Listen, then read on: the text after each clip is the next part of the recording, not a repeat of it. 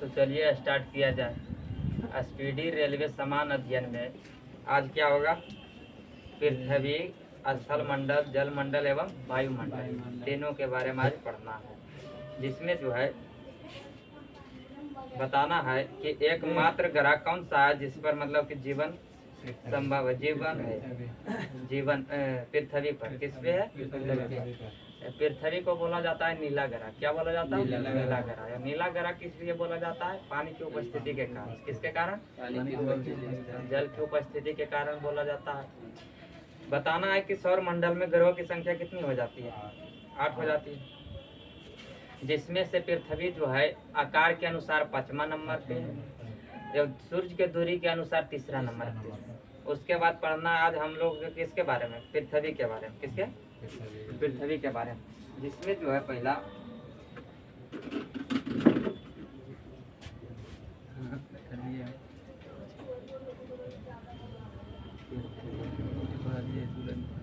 देखिए, पृथ्वी लगभग गोलाकार है। कैसा है? गोलाकार है, लगभग गोलाकार है।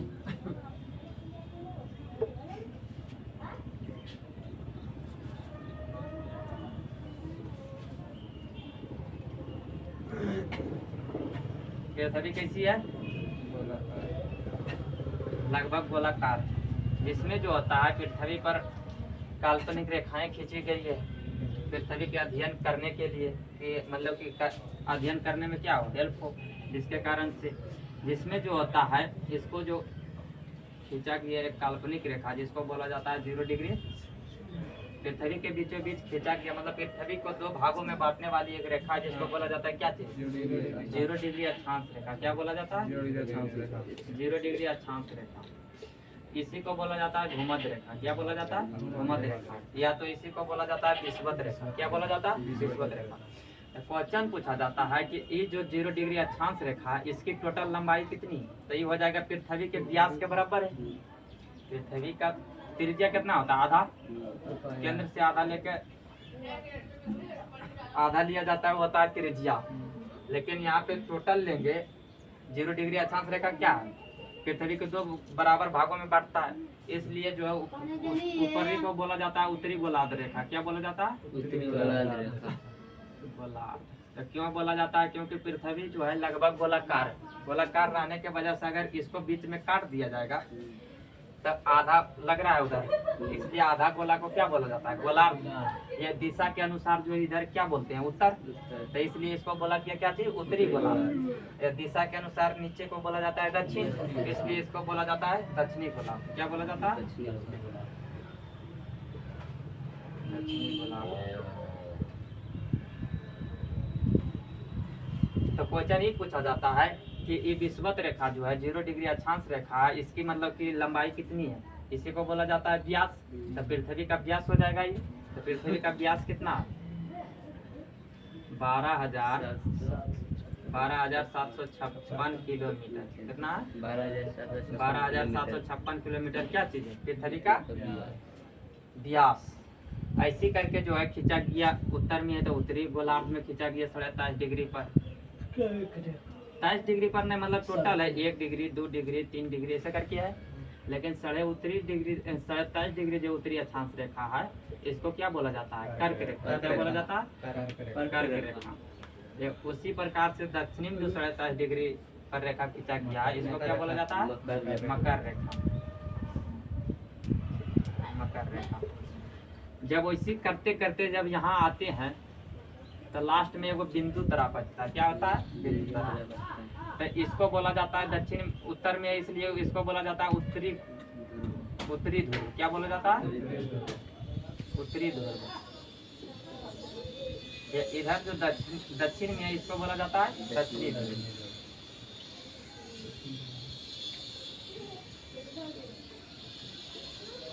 इसी प्रकार से होता है यहाँ पे 66.5 डिग्री पर वो रेखा खींचा गया जिसको क्या बोला जाता है? आर्कटिक रेखा। क्या बोला जाता है? आर्कटिक। आर्कटिक रेखा 66.5 डिग्री जो उत्तरी अक्षांश रेखा है कितना? 66.5 डिग्री। ये उसी प्रकार से 66.5 डिग्री दक्षिणी अक्षांश रेखा भी खींचा गया है जिसको बोला जाता है अंटार्कटिका रेखा। अंटार्कटिक रेखा। अंटार्कटिक रेखा।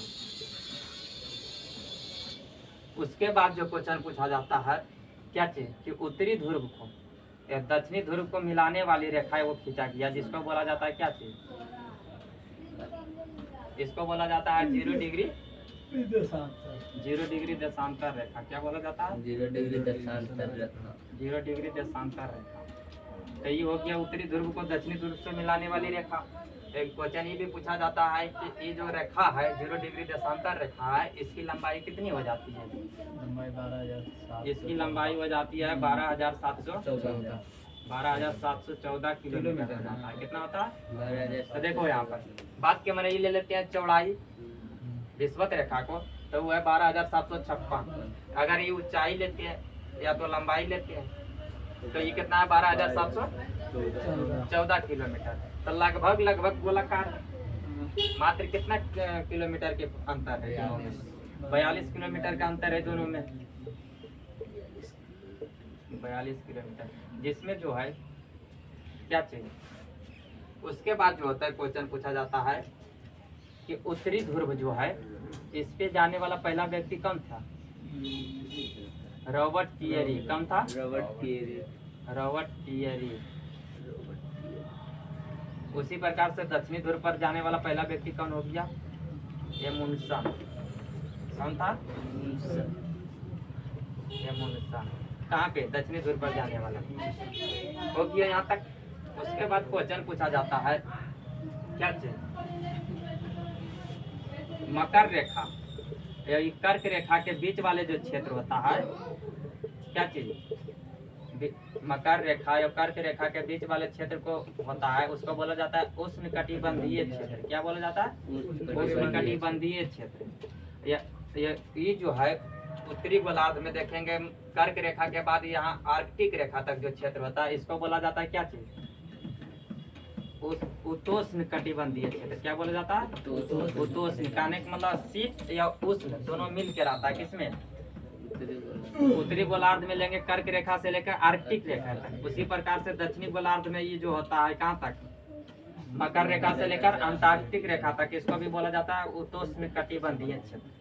उसी प्रकार से जब हम आर्कटिक रेखा से ऊपर जाएंगे उत्तरी ध्रुव तक, इसको बोला जाता है शीतोष्ण कटिबंधीय क्षेत्र। क्या बोला जाता है? शीतोष्ण कटिबंधीय क्षेत्र। या उसी प्रकार से जब हम आएंगे इधर दक्षिणी ध्रुव में, कहाँ से लेकर अंटार्कटिका से लेकर दक्षिणी ध्रुव तक के क्षेत्र को बोला जाता है क्या चीज, शीतोष्ण कटिबंधीय क्षेत्र। तो यहाँ पे जो होता है इसको उष्ण क्यों बोला जाता है?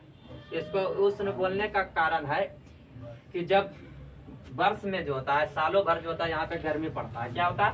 गर्मी पड़ता है। गर्मी पड़ने का कारण क्या?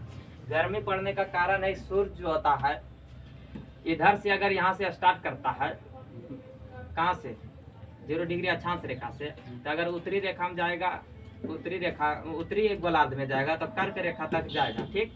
उसके बाद वापस आएगा फिर विषुवत रेखा पर, फिर अगर जाएगा मकर रेखा पर तो फिर वापस आएगा कहाँ पे? विषुवत रेखा पर। तो कहने का मतलब हुआ कि दिन में जो होता है विषुवत रेखा पर 2 बार सूर्य जो होता है लंबवत पड़ता है। कितने बार? 2 बार। या कर्क रेखा या मकर रेखा पर 1 बार पड़ता है। क्या होता है? 1 बार पड़ने के कारण इसमें उष्ण भी मिल जाता है या शीत भी मिल जाता है। आया समझ में? इधर जो आर्कटिक रेखा होता है, इधर अंटार्कटिक रेखा होता है, ये दोनों पर मतलब कि क्या होता है, सूर्य कभी पड़वे नहीं करता है, जिसके कारण से क्या होता है, ठंडा रहता है, ठंडा प्रदेश रहता है। क्वेश्चन ही पूछा जाता है कि उत्तरी ध्रुव में, किसमें? उत्तरी ध्रुव बोले तो क्या होता है? कर्क रेखा। उत्तरी ध्रुव में सूर्य कहाँ पड़ता है? कर्क रेखा तक। तो कर्क रेखा पर जो लंबवत पड़ती है तो बड़ा दिन जो होता है उत्तरी ध्रुव में कब होता है?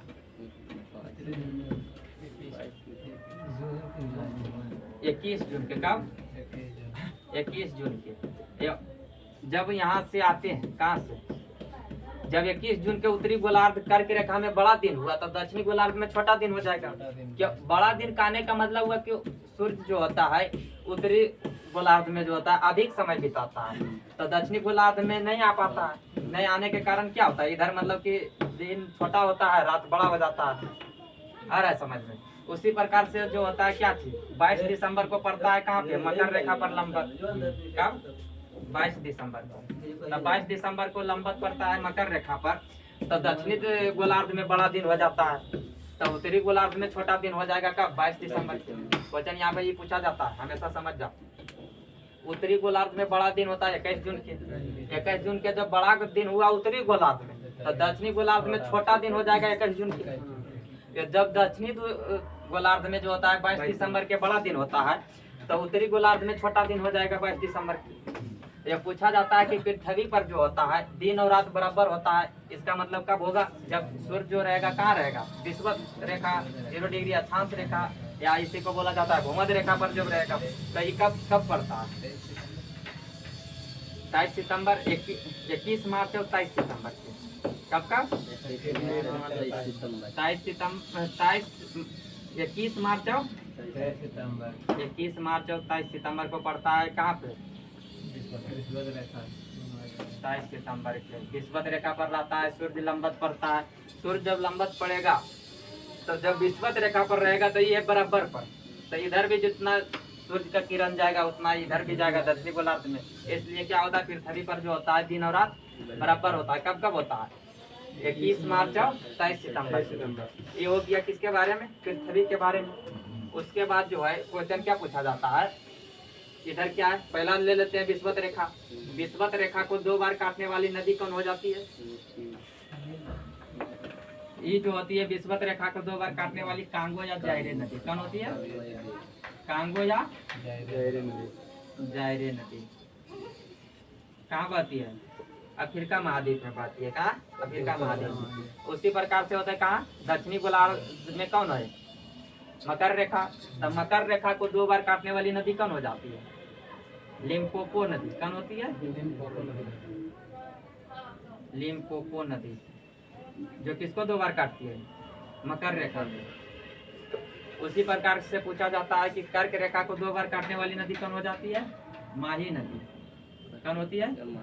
माही नदी कहाँ बहती है? भारत में। कहाँ बहती है? भारत में। उसके बाद जो है क्वेश्चन इस सबसे पूछा जाता है क्या चीज कि महाद्वीप की संख्या कहाँ? महादेश की संख्या कितनी है? 7 गो है। 7 गो है। तो पूछा जाता है कि कौन ऐसा महादेश है जो तीनों रेखा उससे मतलब होकर गुजरती है? कर्क रेखा, विषुवत रेखा और मकर रेखा, तीनों रेखा होकर गुजरती है। कौन ऐसा महादेश है? देश है? तो वो होता है कौन? अफ्रीका महाद्वीप। कौन होता है? अफ्रीका महाद्वीप से होता है। देखिए यहाँ पे इधर होता है एशिया, यहाँ होता है यूरोप, यहाँ पर होता है अफ्रीका, इधर होता है उत्तरी अमेरिका, इधर होता है दक्षिणी अमेरिका, यहाँ पे हो जाता है ऑस्ट्रेलिया, यहाँ होता है अंटार्कटिक रेखा। कौन होता है? अंटार्कटिक रेखा। तो जिसमें जो होता है तीनों रेखा से होकर गुजरती है कौन महाद्वीप से? अफ्रीका महाद्वीप से। किससे? अफ्रीका महाद्वीप से तीनों रेखा होकर गुजरती है। उसके बाद और इससे क्वेश्चन क्या बन सकता है? क्वेश्चन ही पूछा जाता है कि ये क्या चीज है? देशांतर रेखा। तो ऐसी करते करते 1 2 3 ऐसे करके गया, तो इधर बोला जाता है क्या चीज? 90 डिग्री, मतलब 90 डिग्री तक गया उत्तर, 90 डिग्री तक गया दक्षिण। लेकिन 90 डिग्री तक ऊपर गया, 90 डिग्री तक दक्षिण गया, तो टोटल कितना हो जाएगा? अक्षांश 180 हो जाएगा। हो जाएगा नहीं? अक्षांश हो गया। एक अक्षांश यहाँ पे छोड़ दिया किसको? 0 डिग्री के। यहाँ से 90 ऊपर है, 0 डिग्री से 90 नीचे है, तो बच गया कितना? ये वो 0 डिग्री तो नहीं जोड़े हैं, तो हो जाता है टोटल अक्षांश की संख्या कितना? 181। ये अक्षांश हो गया। ये रेखा पूछेगा ये अक्षांश रेखा की संख्या कितनी है, तो अक्षांश रेखा की संख्या लेंगे तो 90 में ऊपर जो है क्या है? एक पॉइंट है। ध्रुव कहने का मतलब क्या होता है? रेखा किसे कहते हैं? जब एक बिंदु से होकर दूसरी बिंदु तक सीधी रेखा में गमन करती है तो उसे रेखा कहते हैं। लेकिन ये क्या है? एक बिंदु है सिर्फ, तो ये रेखा हुआ। इसी प्रकार से दक्षिणी ध्रुव में 2 गो जो है क्या चीज है? पॉइंट है, मतलब कि ध्रुव है। तो ये तो रेखा नहीं हुआ। तो रेखा पूछेगा कि अक्षांश रेखा की संख्या कितना हो जाता है, तो कितना हो जाएगा? 179 हो जाएगा। कितना हो जाएगा? 179। 179 कैसे हो जाता है? क्योंकि 2 गो क्या है? ध्रुव है, तो ये 2 गो घट जाएगा नहीं। उसके बाद पूछा जाता है किसके बारे में? देशांतर रेखा के बारे में। किसके बारे में? देशांतर रेखा भी ऐसे खींचा गया है। तो ये जो है 180 यहाँ से पश्चिम तरफ खींचा गया। कितना? 180। 180 पूर्व की तरफ से खींचा गया। तो टोटल कितना हो जाएगा अक्षांशों की संख्या? अक्षांश की संख्या जो हो जाती है कितना हो जाती है? 360। अक्षांश रेखा की संख्या हो जाती है 360। उसके बाद क्वेश्चन पूछा जाता है ये जो होता है अक्षांश रेखा, अक्षांश की संख्या वहाँ कितना होगा? देशांतर नहीं है 360 ही क्या है? देशांतर रेखा की संख्या है 360। उसके बाद क्वेश्चन पूछा जाता है क्या चीज? देशांतर के बारे में कि दो देशांतर रेखा के बीच के जो दूरी होता है अधिकतम कितना होता है? जैसे ये गोलाम यहाँ से 0 डिग्री देशांतर रेखा खींचा गया, उसके बाद होता है 1 डिग्री 2 डिग्री 3 डिग्री ऐसे करके है। तो ये जो है अधिकतम जो होता है इसके बीच की दूरी कितना होता है? दो अक्षांशों के बीच की दूरी, दो अक्षांशों के बीच की दूरी होता है 111 किलोमीटर। कितना होता है? 111 किलोमीटर होता है। कितना होता है? 111 किलोमीटर। या दो देशांतर रेखा के बीच के जो दूरी होता है, किसके बारे में बोल रहे हैं? दो देशांतर रेखा के बीच के जो दूरी होता है वो फिक्स नहीं होता, क्योंकि जो होता है इस तरह से रेखा खींचा गया देशांतर रेखा। यहाँ पे है उत्तरी ध्रुव, इधर है दक्षिणी ध्रुव, ये तो 0 डिग्री सीधा है। उसके बाद जो होता है इस तरह से खींचा गया, तो इस तरह से खींचा गया तो यहाँ पर होता है न्यूनतम, या बीच में आता है तो दोनों का फैलाव ज्यादा हो जाता है, इसलिए इसका क्या होता है मतलब बीच के दूरी मतलब कि फिक्स नहीं होता है। लेकिन अधिकतम जो इसका दूरी होता है ये भी होता है 111.4 किलोमीटर। कितना होता है? 111.4 किलोमीटर। किसके? दो देशांतरों रेखा के अधिकतम बीच की दूरी। अधिकतम हो जाएगा, न्यूनतम तो 0 हो जाएगा। यहाँ से स्टार्ट जैसे हुआ है तो न्यूनतम 0 हो जाएगा, लेकिन दो देशांतर रेखाओं की जो होता है अधिकतम दूरी होता है जो कितना होता है 111.4 किलोमीटर। ये था क्या चीज? पृथ्वी के बारे में। पृथ्वी पर जो होता है जल कितना % पाया जाता है? 71%। जल पाया जाता है 71%। तो स्थल हो जाएगा कितना? 29%। चलिए उसके बाद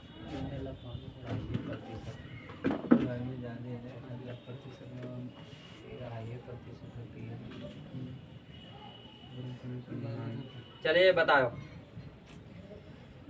बताइए तो ऐसा तो फिर पूछ दे। हाँ?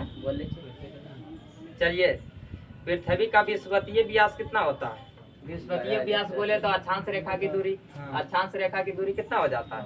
ये सबसे लंबी जो अक्षांश रेखा है जो कौन हो जाएगा? 0 डिग्री अक्षांश रेखा, क्योंकि जो होता है जैसे जैसे ऊपर जाएंगे उसकी भी लंबाई घटती जाती है।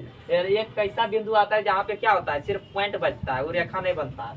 जो उत्तर में उत्तरी अक्षांश रेखा उत्तरी ध्रुव बोलते हैं, दक्षिण में दक्षिणी ध्रुव बोला जाता है। तो उसके बाद पूछा गया ध्रुवीय व्यास। ध्रुवीय व्यास बोले तो उत्तरी देशांतर रेखा मतलब उत्तरी ध्रुव को दक्षिणी ध्रुव से मिलाने वाले रेखा को देशांतर रेखा बोला जाता है। तो देशांतर रेखा की जो होता है दूरी कितना हो जाता है? 12,714 किलोमीटर। या दोनों के बीच जो अंतर होता है कितना होता है? 42 किलोमीटर। बताना है पृथ्वी जो है अपनी धुरी पर झुकी हुई है, ये नहीं बताया। पृथ्वी जो अपनी धुरी पर कितने डिग्री झुकी है? 23.5 डिग्री धुरी पर झुकी है। कौन? पृथ्वी 23.5 डिग्री पर क्या है? झुकी हुई है। उसके बाद बताइए पृथ्वी जो होता है अपने अक्ष पर भी घूरता है। ये पृथ्वी सूर्य का भी मतलब क्या करता है? चक्कर लगाता है। पृथ्वी अपने अक्ष पर जो घूरता है उसको बोला जाता है भ्रमण या तो घूर्णन गति। परिभ्रमण गति या तो घूर्णन गति बोला जाता है। किसको? पृथ्वी जब अपने अक्ष पर घूरती है तो, या अपने अक्ष पर घूरती है जिसके कारण से होता है क्या चीज? दिन और रात होता है। क्या होता है? दिन और रात। या पृथ्वी का जो होता है अपने अक्ष पर घूर्णन गति जो होता है कितना होता है? 23 घंटा 56 मिनट 4 सेकंड। कितना होता है? 23 घंटा 56 मिनट 4 सेकंड में पृथ्वी एक चक्कर अपने अक्ष पर घूम जाती है, जिसके कारण से क्या होता है? दिन और रात होता है। उसके बाद जो होता है पृथ्वी करता है किसकी? सूर्य की परिक्रमा करता है। सूर्य की परिक्रमा में करने में जो होता है पृथ्वी को लगता है कितना? 365 दिन 6 घंटा। कितना लगता है? 365 दिन 6 घंटा लगता है, जिसके कारण से क्या होता है पृथ्वी पर? मौसम परिवर्तन होता है। क्या होता है? ऋतु में परिवर्तन होता है। पृथ्वी को जो है सूर्य परिक्रमा में लगा समय को क्या बोलते हैं? जैसे 365 दिन 6 घंटा में सूर्य परिक्रमा कर लेता है पृथ्वी एक चक्कर, जिसे क्या बोला जाता है, सौर वर्ष बोला जाता है। क्या बोला जाता है, सौर वर्ष। बताना है अंतरिक्ष से देखने पर जो होता है पृथ्वी कैसी दिखती है, नीला। नीला दिखती है। कैसा दिखती है, नीला। या किसके कारण से दिखती है, जल की उपस्थिति के कारण। या इसमें अगर पूछेगा कि नीला जो दिखाई देता है जल की उपस्थिति के कारण दिखाई देता, लेकिन वो भी दिखाई देता है किसके कारण, प्रकीर्णन के कारण। किसके कारण, प्रकीर्णन के कारण। उसके बाद जो है पृथ्वी अपने अक्ष पर एक चक्कर लगाने में कितना समय लेती है, 10 घंटे 56 मिनट 4 सेकंड। या पृथ्वी को सूर्य के एक परिक्रमा करने में कितना समय लगता है, 365 दिन 6 घंटा। सर्वप्रथम पृथ्वी की त्रिज्या किसने मापी थी, सर्वप्रथम जो है ये अक्षांशीय रेखा को लंबाई है कितना, 12,756 किलोमीटर। जिसको मापने वाला व्यक्ति कौन था, इराइटोस्थनीज। कौन था, इराइटोस्थनीज।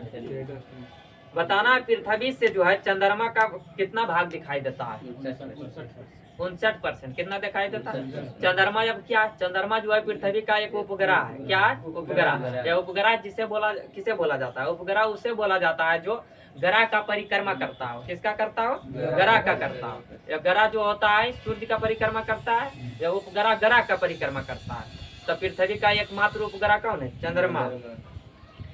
जो पृथ्वी पर से देखने पर चांद का कितना भाग दिखाई देता है, 59% सिर्फ दिखाई देता है। उसके बाद बताइए पृथ्वी गोल है किसने कहा था,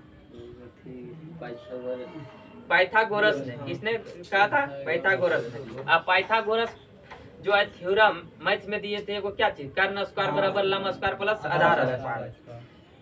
उसके बाद बताइए पृथ्वी तथा सूर्य के मध्य अधिकतम दूरी कब होता है, अधिकतम दूरी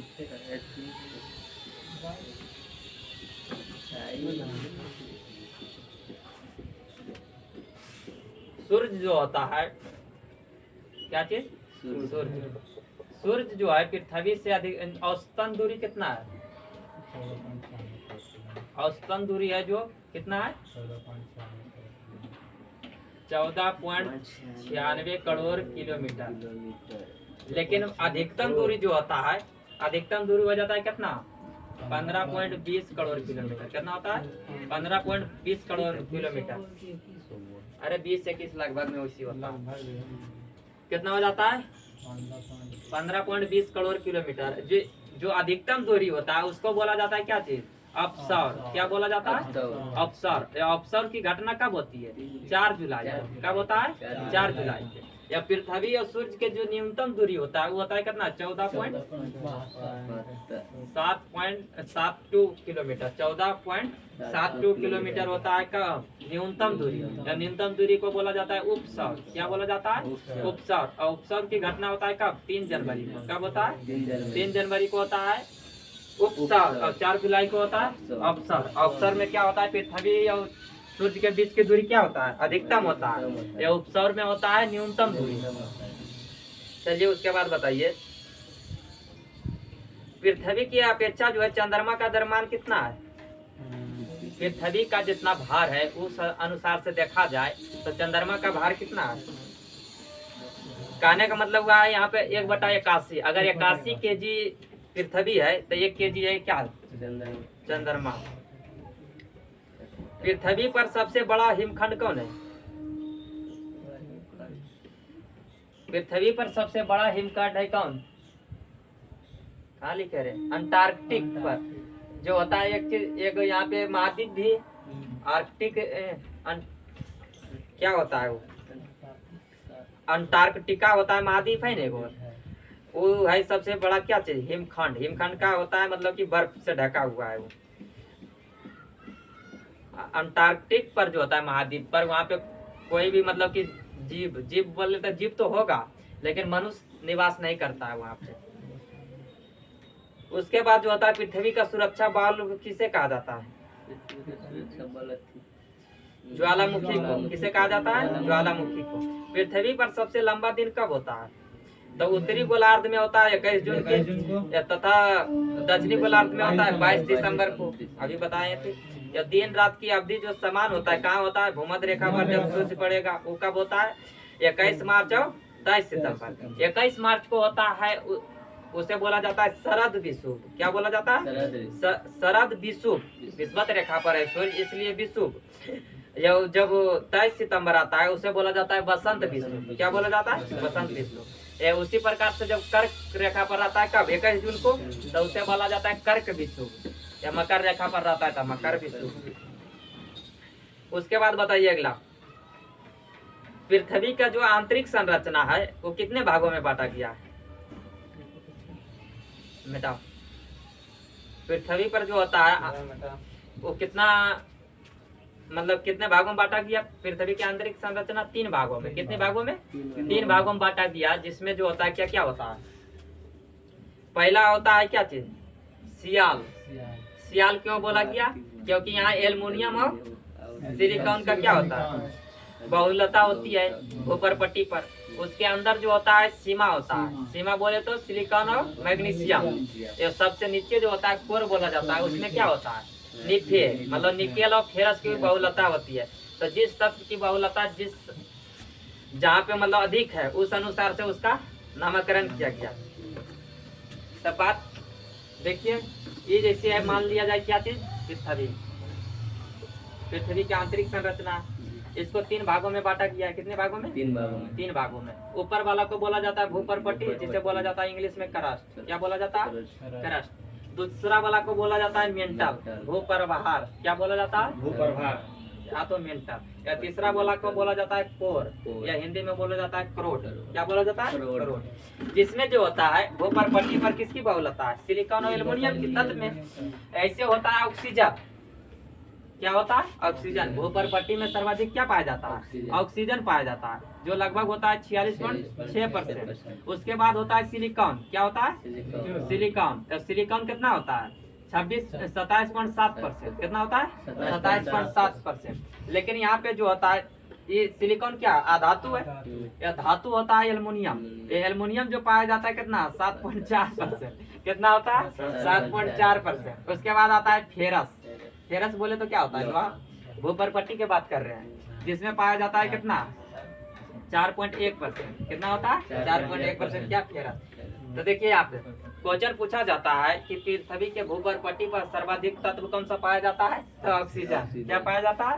ऑक्सीजन, जो कितना है? 46.6%। उसके बाद पूछा जाता है कि दूसरा नंबर पर है सिलिकॉन। लेकिन सिलिकॉन क्या अधातु है, तो इसलिए क्वेश्चन पूछा जाता है कि सर्वाधिक अधातु कौन सा पाया जाता है भूपर पट्टी पर? सिलिकॉन। या उसके बाद पूछा जाता है धातु के बारे में कि सर्वाधिक धातु कौन सा पाया जाता है? तो एल्युमिनियम। एल्युमिनियम कितना पाया जाता है? 7.4%। तो इसी के अनुसार सर्वाधिक पाया जाता है यहाँ पे क्या चीज? धातु में सिलिकॉन, या धातु में एल्युमिनियम। इसलिए इसको बोला जाता है सियाल। क्या बोला जाता है? क्रस्ट को क्या बोला जाता है? सियाल बोला जाता है, क्योंकि सीआई से हो गया सिलिकॉन, या आल से हो गया एल्युमिनियम। उसके बाद है कौन? मेंटल। मेंटल में जो होता है क्या चीज होता है? सीमा। सीमा बोले तो क्या होता है? सिलिकॉन और मैग्नीशियम। क्या पाया जाता है? सिलिकॉन और मैग्नीशियम। किसमें? मेंटल में। उसके बाद क्या है? कोर। कोर में जो होता है निफे। निफे होता है। निफे बोले तो निकेल और फेरस। निकेल और फेरस किसमें पाया जाता है? कोर में। कोर बोले तो क्या होता है? क्रोड। क्या बोला जाता है? क्रोड। यही होता है क्या चीज? पृथ्वी की आंतरिक संरचना। पृथ्वी की आंतरिक संरचना को तो मुख्य रूप से 3 भागों में बांटा गया, लेकिन इसमें भी बांटा गया 2 भागों में। क्रस्ट को भी 2 भागों में बांटा गया, मेंटल को भी 2 भागों में बांटा गया, कोर को भी 2 भागों में बांटा गया। जिसमें जो होता है ऊपर है इसको बोला जाता है अपर क्रस्ट। क्या बोला जाता है? अपर क्रस्ट, मतलब ऊपरी क्रस्ट। या नीचे है उसको बोला जाता है लोअर क्रस्ट, मतलब निचली क्रस्ट। उसी तरह से मेंटल में भी बोला जाता है अपर मेंटल और लोअर मेंटल। या कोर में भी बोला जाता है अपर कोर एवं लोअर कोर। उसके बाद जो होता है क्वेश्चन पूछा जाता है इसको मतलब क्या चीज? बांटने वाली रेखा का नाम। तो अपर क्रस्ट को लोअर क्रस्ट से जो बांटती है रेखा उसको बोला जाता है कॉनरोड। क्या बोला जाता है? कॉनरोड। कॉनरोड असमंदता रेखा। असमंदता रेखा। उसके बाद जो होता है क्या होता है? मोह। मोह किसके किसके बीच हो जाएगा? लोअर क्रस्ट या अपर मेंटल। लोअर क्रस्ट या अपर मेंटल के बीच होता है मोह असमंदता रेखा। कौन होता है? मोह असमंदता रेखा। उसके बाद जो होता है अपर मेंटल और लोअर मेंटल को बांटने वाली रेखा जो होती है इसको बोला जाता है रेपेटी। क्या बोला जाता है? रेपेटी। उसके बाद जो होता है क्या चीज, लोअर मेंटल को अपर कोर से बांटता है, उसको बोला जाता है गुटेनबर्ग। क्या बोला जाता है? गुटेनबर्ग। क्या बोला जाता है? गुटेनबर्ग। उसके बाद जो होता है अपर कोर को लोअर कोर से बांटने वाली रेखा को बोला जाता है लेहमेन। क्या बोला जाता है? लेहमेन। तो इसमें जो होता है मुख्य रूप से ज्यादा पूछा जाता है कॉनरोड, मोह या रेपेटी। पूछा जाएगा सब, लेकिन ज्यादा जो पूछा जाता है वो कॉनरोड के बारे में, रेपेटी के बारे में। आया समझ में? तो रेपेटी किसको किसको बांटता है? अपर मेंटल को लोअर मेंटल से, अपर मेंटल को लोअर मेंटल से। तो ये था क्या चीज? पृथ्वी की आंतरिक संरचना, जिसको बांटा गया कितने भागों में? 3 भागों में।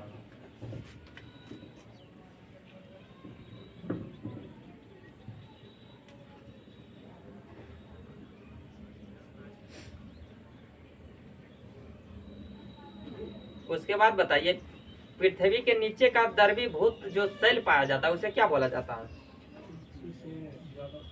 उसे मैग्मा बोला जाता है। क्या बोला जाता है? मैग्मा। या वही मैग्मा जब बाहर आता है फटके, ज्वालामुखी जब फटता है तो बाहर निकलता है तो उसको क्या बोला जाता है? लावा। क्या बोला जाता है? लावा। या वही लावा जब ठंडा होता है तो आग्नेय चट्टान का निर्माण होता है। किसका? आग्नेय चट्टान का निर्माण होता है। किसके कारण से? लावा के ठंडा होने के कारण से। उसके बाद जो होता है पृथ्वी का घनत्व, औसत घनत्व कितना होता है? 5.5 ग्राम प्रति सेंटीमीटर क्यूब। क्या होता है? 5.5 ग्राम प्रति सेंटीमीटर क्यूब। पृथ्वी की आयु जो ज्ञात की जाती है किस विधि द्वारा? यूरेनियम डेटिंग विधि द्वारा। किसके द्वारा? यूरेनियम डेटिंग विधि द्वारा। जीव मंडल पर जो है ऊर्जा का मूल स्रोत क्या है? सूर्य है। क्या है? सूर्य। सूर्य में क्या होता है? नाभिकीय संलयन अभिक्रिया होता है। क्या होता है? नाभिकीय संलयन। क्वेश्चन ही पूछा जाता है कि सूर्य में सबसे अधिक तत्व कौन सा पाया जाता है? हाइड्रोजन। कौन पाया जाता है? हाइड्रोजन। और सेकंड नंबर पर होता है हीलियम, क्योंकि क्या होता है 4 हाइड्रोजन मिलकर हीलियम में बदलता है। क्या होता है? हाइड्रोजन जो है संयोजन होकर क्या निर्माण करता है? हीलियम का, जिसके कारण से क्या होता है? नाभिकीय संलयन अभिक्रिया। पृथ्वी को ताप को बनाए रखने के लिए उत्तरदायी गैस कौन कौन होता है? पृथ्वी का तापमान को मतलब बनाए रखने के लिए कौन सा होता है? कार्बन डाइऑक्साइड गैस और जलवाष्प की क्रिया। किसको? कार्बन डाइऑक्साइड और जलवाष्प की क्रिया। बताना है पृथ्वी की संपूर्ण वायु परत जो होती है उसको क्या बोला जाता है? पृथ्वी की वायु जो एक लेयर पाया जाता है उसको बोला जाता है लिथोस्फीयर। क्या बोला जाता है? लिथोस्फीयर। चलो बताओ, ये उसमें भी वायु परत का ऊपरी जो भाग होता है उसको बोला जाता है एस्थेनोस्फीयर। क्या बोला जाता है? एस्थेनोस्फीयर। पृथ्वी पर जल का भाग कितना है? 71%। स्थल हो जाएगा 29%। जल राशि का स्वच्छ जल कितना है? मतलब पीने योग्य पानी कितना है? सिर्फ 2.5% है। कितना है? 2.5%। बताना है पृथ्वी पर अधिकतम ऊंचाई क्या है? पृथ्वी पर अधिकतम ऊंचाई किसकी है? Mount Everest. किसकी है? माउंट एवरेस्ट की। यह माउंट एवरेस्ट जो है कहाँ है? नेपाल में है। नेपाल में माउंट एवरेस्ट को क्या बोला जाता है? सागर माथा। क्या बोला जाता है? सागर माथा। उसके बाद भारत में तो माउंट एवरेस्ट बोला जाता है, जिसकी ऊंचाई कितना हो जाता है? 8,848.8 देता है, कहीं पे 8,850 मीटर देता है। कितना देता है? 8,850 मीटर। उसके बाद जो क्वेश्चन पूछा जाता है कि माउंट एवरेस्ट जो है किस हिमालय की चोटी है?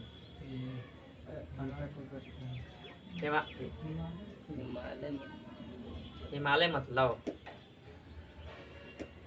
हिमालय है नो।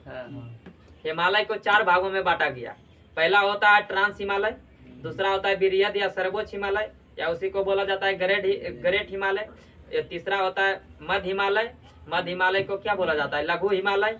उसके बाद चौथा होता है जो बाह्य हिमालय। बाह्य हिमालय को शिवालिक हिमालय बोला जाता है। हिमालय को चार भागों में बांटा गया, जिसमें जो होता है क्या चीज? माउंट एवरेस्ट के बारे में बोल रहे हैं। माउंट एवरेस्ट जो है वृहद हिमालय की चोटी है। किसकी? वृहद हिमालय की सबसे ऊंची चोटी है कौन? Mount Everest. या वृहद हिमालय की दूसरी सबसे चोटी है जो कौन है?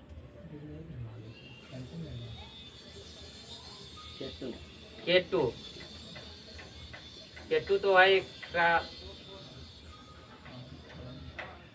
केटू है उसी का भाग।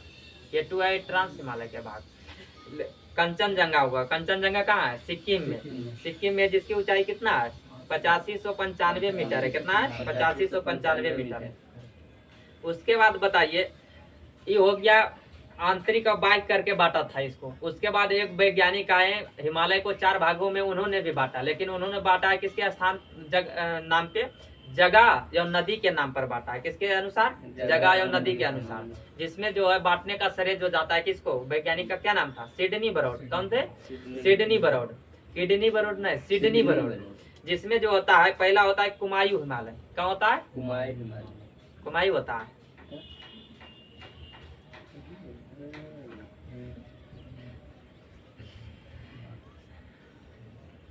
सिंधु हिमालय या कश्मीरी हिमालय क्या बोला जाता है? या इसी को बोला जाता है पंजाब हिमालय। क्या बोला जाता है? पंजाब हिमालय। जो है कहाँ से कहाँ तक है? सिंधु नदी से लेकर सतलज नदी के बीच वाले क्षेत्र को क्या बोला जाता है? सिंधु, कश्मीरी या तो पंजाब हिमालय। जिस क्षेत्र में पड़ता है उसके अनुसार बांटा गया। उसके बाद दूसरा होता है कुमायूं हिमालय। क्या होता है? कुमायूं हिमालय। कुमायूं हिमालय जो होता है कहाँ से कहाँ तक? सतलज से कहाँ तक? काली नदी तक। कहाँ तक? काली नदी। काली होता है रे, हैं? सब भूल गया है।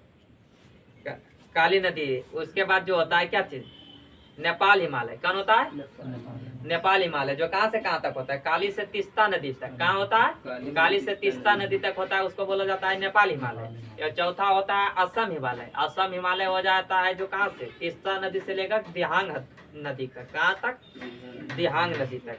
उसके बाद जो होता है क्या चीज? इसकी लंबाई पूछी जाती है, जिसमें सिंधु हिमालय या तो पंजाब हिमालय या कश्मीरी हिमालय जो होता है उसकी लंबाई कितना हो जाता है?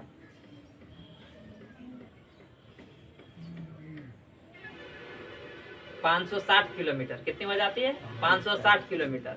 उसके बाद जो होता है क्या चीज? कुमायूं हिमालय। कुमायूं हिमालय हो जाता है 320 किलोमीटर। कितना हो जाता है? 320 किलोमीटर। उसके बाद होता है तीसरा नेपाल हिमालय। तीसरा नेपाल हिमालय होता है जिसका लंबाई हो जाता है 800 किलोमीटर। कितना होता है? 800 किलोमीटर। उसके बाद बचता है वो चौथा असम हिमालय। असम हिमालय हो जाता है 720 किलोमीटर। नहीं पढ़ा है ज्योग्राफी अभी तक रे? मुआ का देख रहा है? पूछो ये तो केवल हम पी जाते। चलिए बताइए, ये पृथ्वी की सबसे अधिकतम गहराई कौन है? ऊंचाई तो बता दिए माउंट एवरेस्ट है, तो सबसे अधिकतम गहराई कौन से? मेरियाना गर्त है। क्या है? मेरियाना गर्त। गर्त जो होता है इसे ऑस्ट्रेंच बोला जाता है। क्या बोला जाता है? ऑस्ट्रेंच। ये किसकी भाग है? प्रशांत हिमालय की सबसे गहरी भाग है। किसकी? प्रशांत हिमालय। पृथ्वी का सबसे बड़ा जो प्रशांत हिमालय बोले हैं रे, सॉरी, प्रशांत महासागर का सबसे गहरी भाग है। किसका? प्रशांत महासागर की सबसे गहरी भाग है जो क्या है? मेरियाना गर्त, जिसकी गहराई है जो कितना है?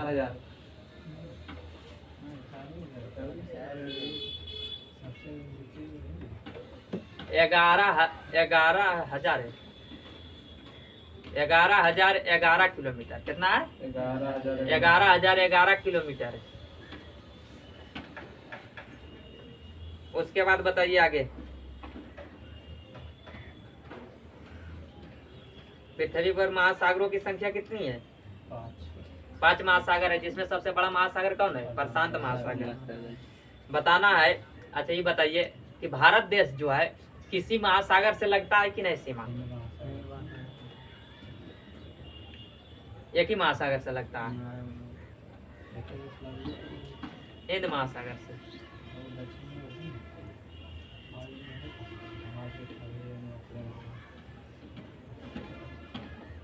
एक ही महासागर से लगता है। किससे? सिर्फ हिंद महासागर से। अरे मतलब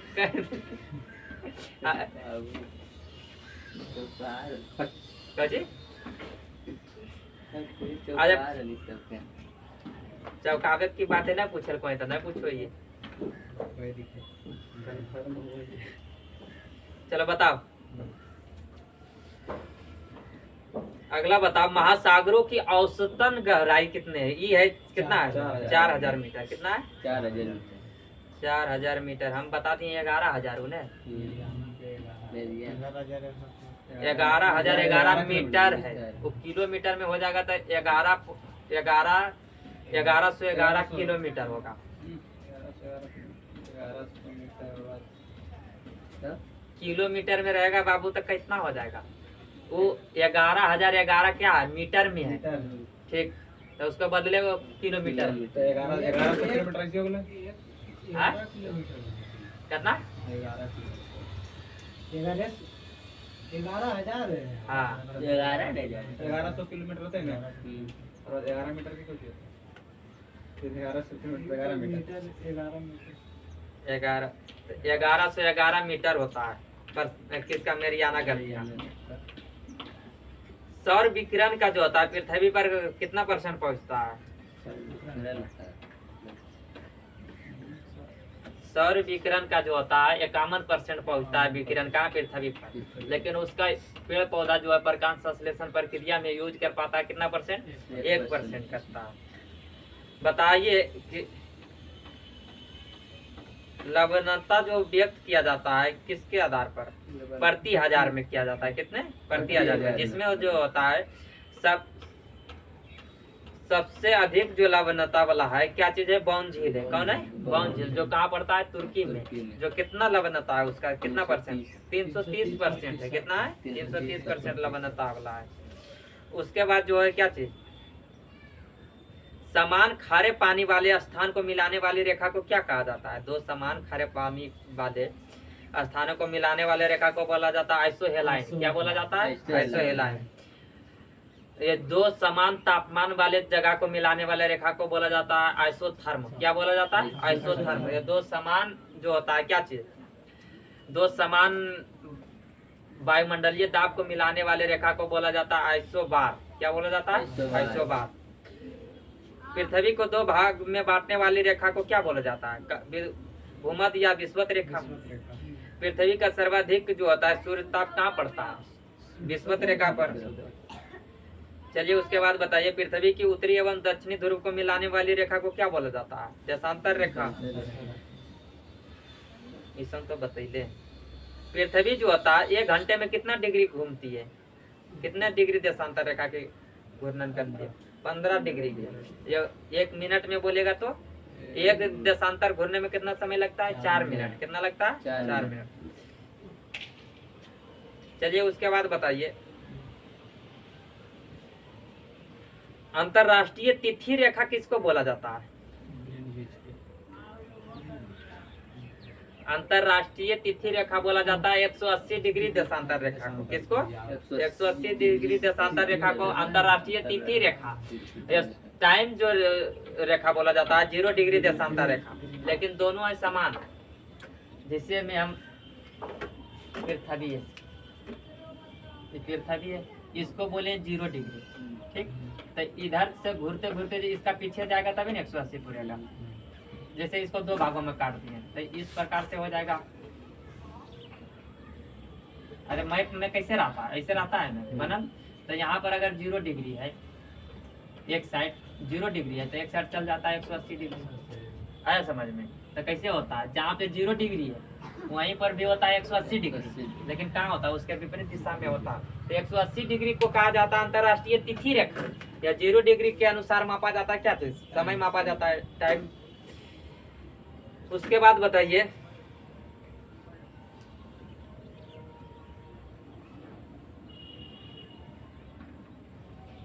जीरो डिग्री देशांतर रेखा जो है कहाँ से होकर गुजरता है? लंदन के ग्रीनविच स्थान से होकर गुजरती है। किससे? लंदन के ग्रीनविच, जिसे क्या बोला जाता है? प्रधान माध्यम रेखा। क्या बोला जाता है? प्रधान माध्यम रेखा बोला जाता है, जिससे किसका मापन होता है? समय का। यह अंतरराष्ट्रीय तिथि रेखा का निर्धारण जो है कब किया गया था? अंतरराष्ट्रीय तिथि रेखा का निर्धारण किया गया था 1884 में। कब किया गया था? 1884 में। जो होता है कहाँ पर किया गया था इसका निर्धारण? वाशिंगटन में। कहा? वाशिंगटन में। यह वाशिंगटन क्या है? अमेरिका की राजधानी है। किसकी है? अमेरिका की राजधानी। अंतरराष्ट्रीय तिथि रेखा खींची गई है जो किस महासागर से होकर गुजरती है? प्रशांत महासागर से। किससे? प्रशांत महासागर से। उसके बाद बताना है क्या चीज, भारत के जो मानक समय रेखा है जो कितना डिग्री देशांतर रेखा है, 82.5 डिग्री पूर्वी देशांतर रेखा, क्योंकि 82.5 डिग्री पश्चिम तरफ भी होगा। तो पूरब के जब 0 डिग्री देशांतर रेखा के जब पूरब साइड जाते हैं तो उसमें क्या होता है, समय में वृद्धि होता है। क्या होता है, समय में वृद्धि होता है। 1 डिग्री जाने पर कितना लगता है, 4 मिनट समय लगता है।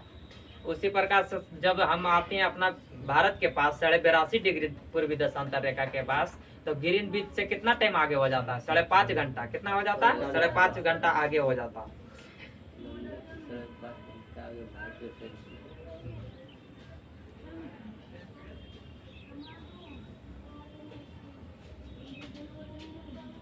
जीरो डिग्री अक्षांश रेखा जो है वह 0 डिग्री देशांतर रेखा है जो किस महासागर से खींचा गया है,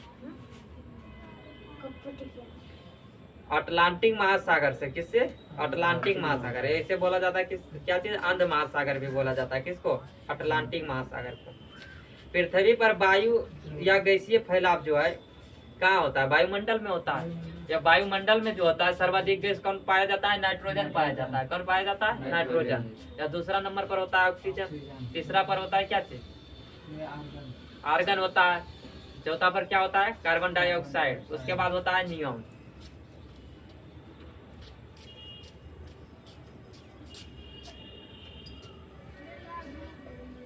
वायुमंडलीय दाब किससे मापा जाता है,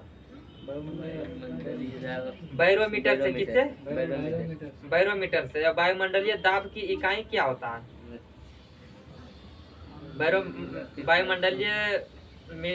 वायुमंडलीय दाब की जो होता है इकाई बार होता है। क्या होता है, बार। तो 1 बार बराबर कितना होता है, 10 के पावर कितना दिया है रे, 5 न्यूटन मीटर स्क्वायर। ये आया है कितना, 10 के पावर 5 न्यूटन मीटर स्क्वायर होता है 1 बार बराबर। उसके बाद बताइए बैरोमीटर में पाठ्यांक का जो है जब एकाएक नीचे गिरता है तो क्या होता है, संभवता होता है, आंधी तूफान आता है। बैरोमीटर जो है धीरे धीरे ऊपर चढ़ता है तो क्या होता है, मौसम साफ होता है। या बैरोमीटर जब धीरे धीरे मतलब कि नीचे गिरता है तो क्या होता है, वर्षा होने का संभावना होता है। वायु में जल की उपस्थिति क्या कहलाता है, वायु में जल की उपस्थिति को आर्द्रता कहते हैं। क्या कहते हैं, आर्द्रता। ये आर्द्रता को मापते हैं हाइग्रोमीटर में। किसमें मापते हैं, हाइग्रोमीटर में। उसके बाद जो होता है क्या चीज, वायुमंडलीय घनत्व को मापा जाता है हाइड्रोमीटर में। किसमें मापा जाता है, घनत्व को मापा जाता है किसमें, हाइड्रोमीटर से। चलिए उसके बाद बताइए वातावरण तथा जीव मंडल के बीच का संबंध क्या कहलाता है, वातावरण एवं जीव मंडल के संबंध को कहा जाता है क्या चीज, पारिस्थितिकी। क्या बोला जाता है, पारिस्थितिकी। वायुमंडल को कितने मतलब भागों में बांटा गया, 5 भागों में बांटा गया। कितने भागों में, 5 भागों में। जिसमें पहला होता है क्या चीज, क्या होता है, क्षोभ मंडल। उसके बाद होता है समताप मंडल। उसके बाद वो क्या होता है, मध्य मंडल। उसके बाद आयन मंडल। लास्ट हो जाता है बहिर्मंडल। कौन होता है, बहिर्मंडल। पृथ्वी के जो संरचना होता है सबसे निचली मंडल को कहा जाता है क्षोभ मंडल। क्या बोला जाता है, क्षोभ मंडल। उसके बाद जो आता है क्या आता है, संताप मंडल। समताप मंडल। क्या होता है, समताप मंडल। और समतापीय मंडल में क्या पाया जाता है, ओजोन परत। ओजोन परत जो होता है क्या करता है, सूर्य से आने वाली पराबैंगनी किरणों को रोकता है। क्या करता है, सूर्य से आने वाली पराबैंगनी किरणों को रोकता है। जिससे क्या होता है, अगर सूर्य से आने वाली पराबैंगनी किरण पृथ्वी पर आ जाएगा जिससे क्या होगा, त्वचा कैंसर होगा। क्या होगा, त्वचा कैंसर होगा। उसके बाद जो होता है क्या होता है, इसके बाद मध्यमंडल। क्या होता है, मध्यमंडल। उसके बाद आयन मंडल। आयन मंडल। आयन मंडल में क्या होता है, सभी रेडियो संचार व्यवस्था होता है किसमें, आयन मंडल। इसके बाद जो होता है कौन होता है, वायुमंडल। बहिर्मंडल या वायुमंडल, इसी में उपग्रह छोड़ा जाता है। क्षोभ मंडल में जो होता है सभी मौसमी घटनाएं होता है किसमें, सभी मौसमी घटनाएं होता है क्षोभ मंडल में। क्षोभ मंडल में जो होता है 165 मीटर ऊंचाई जाने पर जो होता है क्या होता है, तापमान में 1 डिग्री सेल्सियस की क्या होता है, वृद्धि होता है। 1 डिग्री सेल्सियस की वृद्धि होता है। उसके बाद होता है समताप मंडल में ताप समान रहता है, जिसके कारण से वायुयानों को उड़ाया जाता है किसमें, समताप मंडल में। समताप मंडल में तापमान मतलब समान रहता है, लेकिन ओजोन परत में जो होता है 1 किलोमीटर ऊंचाई जाने पर जो होता है 1 किलोमीटर ऊंचाई जाने पर जो होता है 5 डिग्री सेल्सियस में क्या होता है, वृद्धि हो जाती है। क्योंकि ओजोन परत में क्या होता है, पराबैंगनी किरणों को रोकता है, जिसके कारण से वो गर्म होता है। उसके बाद जो है मध्यमंडल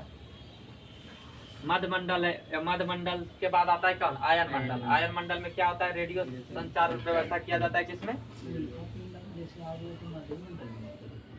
हाँ उल्का पिंड संबंधित है मध्यमंडल से। किससे, मध्यमंडल से। क्या चाहिए, उल्का पिंड। आयन मंडल में होता है रेडियो संचार व्यवस्था होता है किसमें, आयन मंडल में। उसके बाद वायुमंडल या बहिर्मंडल में जो होता है क्या होता है, उपग्रह को छोड़ा जाता है। उपग्रह को छोड़ा जाता है कितने ऊंचाई पर, 36,000 किलोमीटर। कितना, 36,000 किलोमीटर की ऊंचाई पर क्या छोड़ा जाता है, उपग्रह को। उसके बाद जो क्या होता है, ओजोन परत से समझ लेते हैं। ओजोन परत का क्षय होता है किसके कारण, CFC क्लोरोफ्लोरोकार्बन से। क्लोरोफ्लोरोकार्बन का निर्माण होता है AC, फ्रिज या कूलर से होता है। किससे होता है, जिसके कारण क्या होता है, ओजोन परत का क्षय होता है। ये ओजोन परत का क्षय होना इसका मतलब क्या होता है, छेद होना, पतला होना होता है। क्या होता है, पतला होना। उसके बाद जो होता है इसके लिए एक प्रोटोकॉल हुआ था, क्या मॉन्ट्रियल प्रोटोकॉल। कौन हुआ था, मॉन्ट्रियल प्रोटोकॉल। और मॉन्ट्रियल प्रोटोकॉल कब हुआ था, मॉन्ट्रियल प्रोटोकॉल हुआ था कनाडा में 16 सितंबर 1987 को। कब हुआ था, 1987 को कनाडा। इसलिए ओजोन परत संरक्षण दिवस क्या मनाया जाता है, ओजोन परत संरक्षण दिवस कब मनाया जाता है, 16 सितंबर।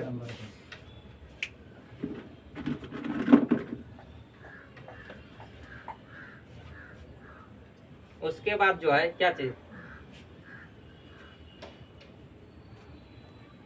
पृथ्वी की आंतरिक संरचना में मतलब अंदर जाने पर जो होता है मात्र 32 मीटर के अंदर जाने पर क्या होता है, 1 डिग्री सेल्सियस में वृद्धि हो जाती है। कितना हो जाता है, 1 डिग्री सेल्सियस में वृद्धि हो जाता है।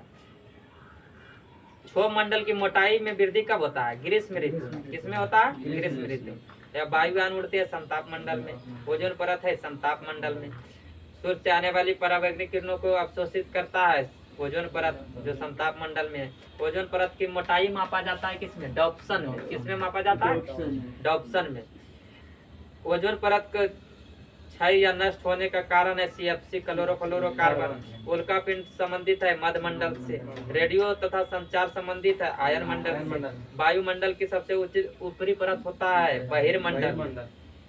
ग्रीन हाउस गैस के लिए जिम्मेदार है कौन कौन, carbon dioxide, chlorofluorocarbon, carbon monoxide भी होता है, मीथेन होता है और नाइट्रोजन डाइऑक्साइड होता है।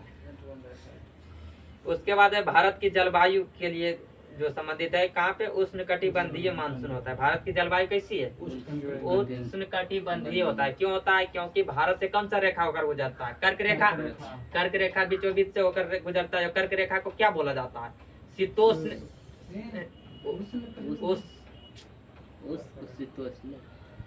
अरे क्या बोलते हैं इसको, अरे शीत और उष्ण मिलल है। नीचे वाले भाग कर्क रेखा के नीचे वाला होता है उष्ण कटिबंधीय, ऊपर होता है शीतोष्ण।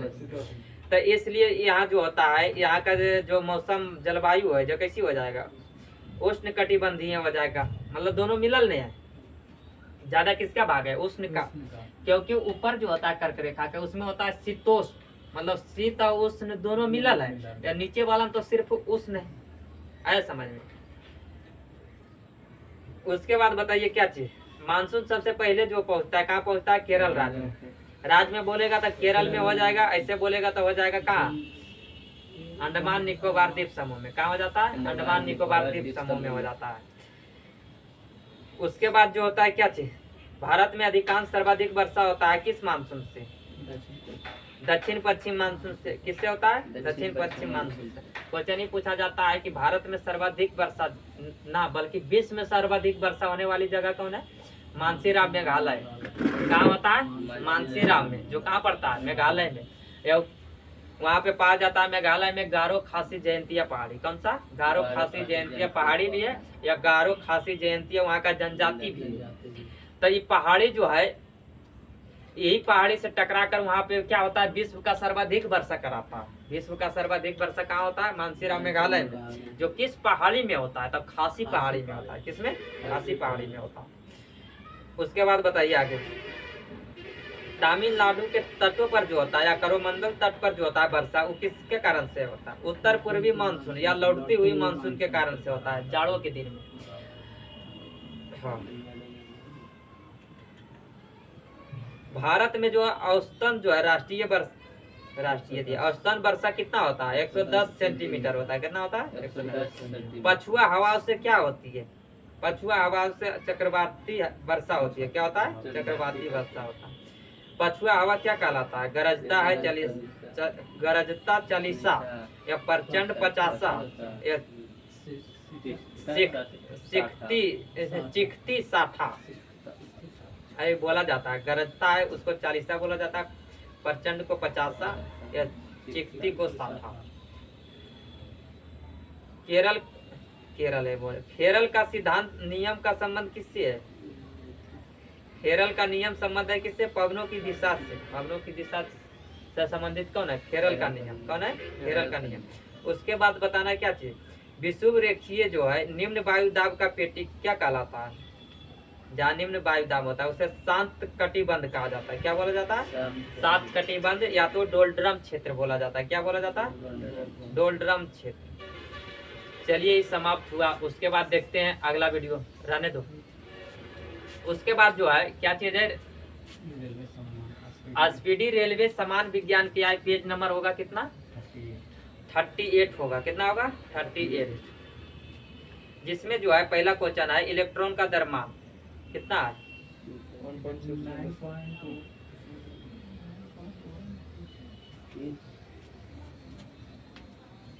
9.1 गुने 10 के पावर -3 किलोग्राम के बराबर होता है। कितना होता है? मोबाइल ला।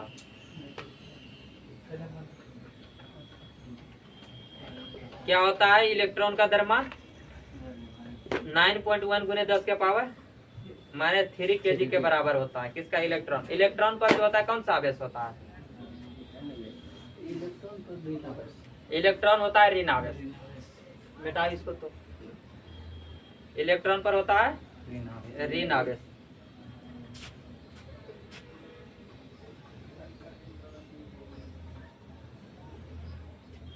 देखिए यहाँ पे इलेक्ट्रॉन और प्रोटॉन और न्यूट्रॉन।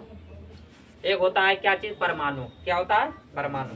परमाणु का जो होता है क्या चीज? देखिए ये परमाणु है। क्या? परमाणु। परमाणु में जो होता है नाभिक। क्या होता है? नाभिक। नाभिक में पाया जाता है प्रोटॉन और न्यूट्रॉन। क्या पाया जाता है? प्रोटॉन और न्यूट्रॉन का पाया जाता है नाभिक में। ये परमाणु का जो बाहर चारों ओर होता है चक्कर कौन लगाता है? इलेक्ट्रॉन। कौन लगाता है? इलेक्ट्रॉन। इलेक्ट्रॉन कहाँ रहता है? परमाणु के बाहर। जिसमें जो होता है क्वेश्चन पूछा जाता है कि नाभिक का खोज किसने किया था? रदरफोर्ड ने किया था। किसने? रदरफोर्ड ने किसका खोज किया था? नाभिक का।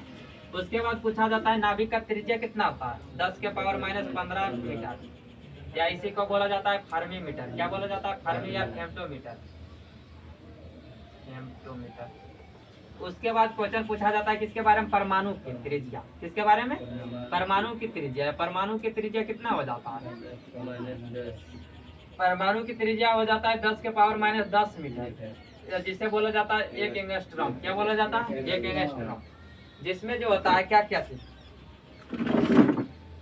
प्रोटॉन जो होता है इस पर होता है धन, मतलब कि पॉजिटिव चार्ज। क्या होता है? Positive charge. न्यूट्रॉन इलेक्ट्रॉन पर होता है क्या चीज? इलेक्ट्रॉन पर होता है नेगेटिव चार्ज। और न्यूट्रॉन जो होता है क्या चीज? उदासीन होता है, इस पर कोई चार्ज नहीं पाया जाता। तो इसका आवेश जो होता है कितना होता है? 1.67। प्रोटॉन ला लेंगे तो प्लस में लेंगे 1.6 गुने 10 के पावर -19 कूलाम के बराबर होगा। किसके बराबर? ये इलेक्ट्रॉन लेंगे तब माइनस होगा 1.6 गुने 10 के पावर माइनस 19 कूलम के बराबर। प्रोटॉन में सिर्फ प्लस देखना है, इलेक्ट्रॉन में माइनस, मान दोनों का समान होगा। उसके बाद जो होता है न्यूट्रॉन पर कोई आवेश नहीं होता है, उदासीन होता है। उसके बाद इसका पूछा जाता है भार, किसका क्या पूछा जाता है? भार जो होता है किसका, इलेक्ट्रॉन का कितना हो जाता है? इलेक्ट्रॉन का हो जाता है, अभी बताएं कितना, 9.1 9 पॉइंट होता है 13 गुने 10 के पावर माइनस 31 kg के बराबर होता है। आए समझ में? यहाँ शॉर्ट में लिखा, एक छोड़ दिया, एक ही अंक तक दिया। उसके बाद जो होता है क्या चीज, प्रोटॉन। प्रोटॉन का कितना हो जाता है? प्रोटॉन का क्या चीज, भार। प्रोटॉन का भार कितना हो जाता है?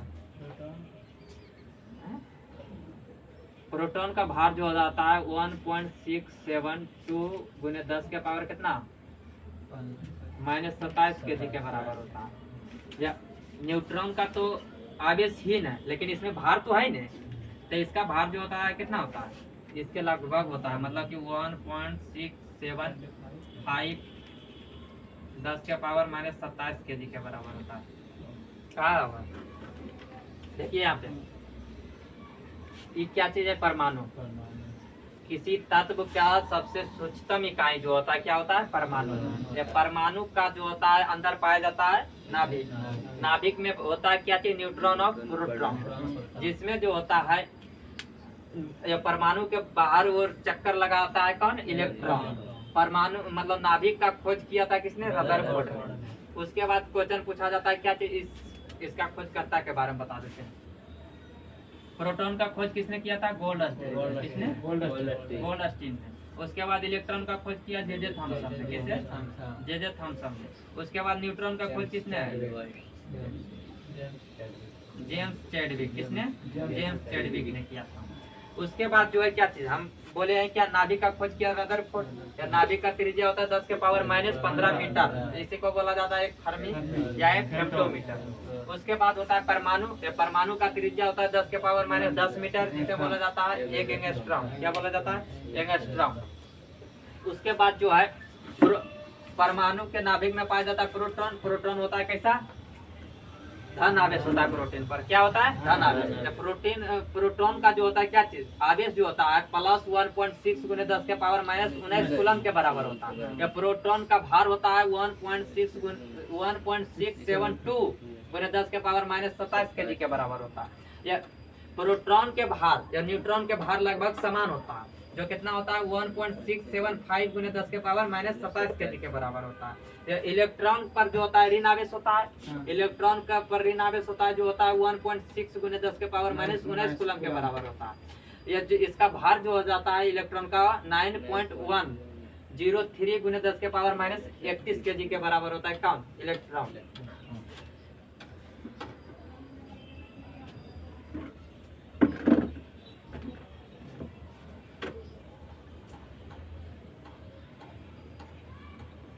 चलिए उसके बाद बताइए, थायमिन जो है किस विटामिन का नाम है? थायमिन नाम है विटामिन B1 का। किसका, विटामिन B1 का। या विटामिन B1 की कमी से कौन सा रोग हो जाता है, बेरी हो जाता है। कौन सा हो जाता है, बेरी।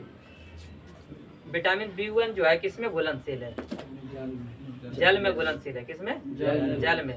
बताइए रक्त का अशुद्धि किस अंग में जाकर छन जाती है, किडनी में। कहाँ छनती है, किडनी में। उसके बाद किडनी का बताइए, किडनी को ये क्या बोला जाता है, वृक्क बोला जाता है। तो किडनी का सूक्ष्मतम इकाई क्या होता है, नेफ्रॉन होता है। क्या होता है, नेफ्रॉन। उसके बाद पूछा जाता है तंत्रिका तंत्र की सूक्ष्मतम इकाई न्यूरॉन होता है। उसके बाद पूछा जाता है किसका, उसके बाद पूछा जाता है फेफड़ा का। फेफड़ा का सूक्ष्मतम इकाई होता है अल्वियोली। बताइए सबसे अधिक अपवर्तनांक वाला आंख का कौन सा भाग होता है, लेंस होता है। क्या होता है, लेंस। उसके बाद देखिए एंजाइम होते हैं, प्रोटीन।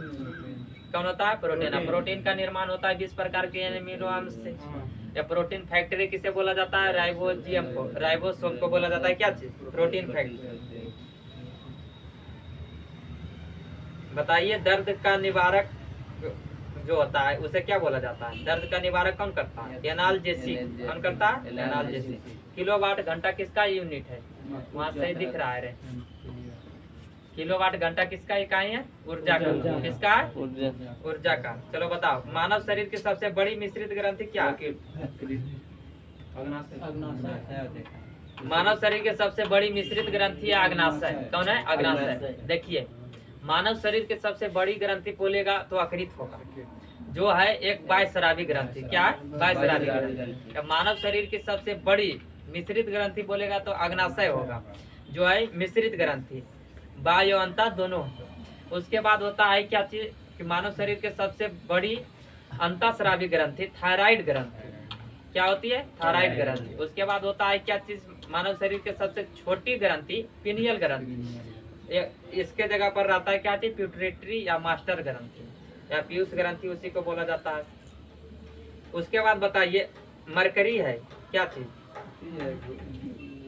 भारत मरकरी है ये, चल है। मरकरी है एक द्रव धातु, द्रव अवस्था में रहता है, लेकिन क्या चीज है? धातु है। बॉल पेन जो है किस सिद्धांत पर कार्य करता है? पृष्ठीय तनाव पर। किस पे? पृष्ठीय तनाव पर। उसके बाद जो है मानव से वयस्क गए मस्तिष्क का वजन कितना होता है? 1350 से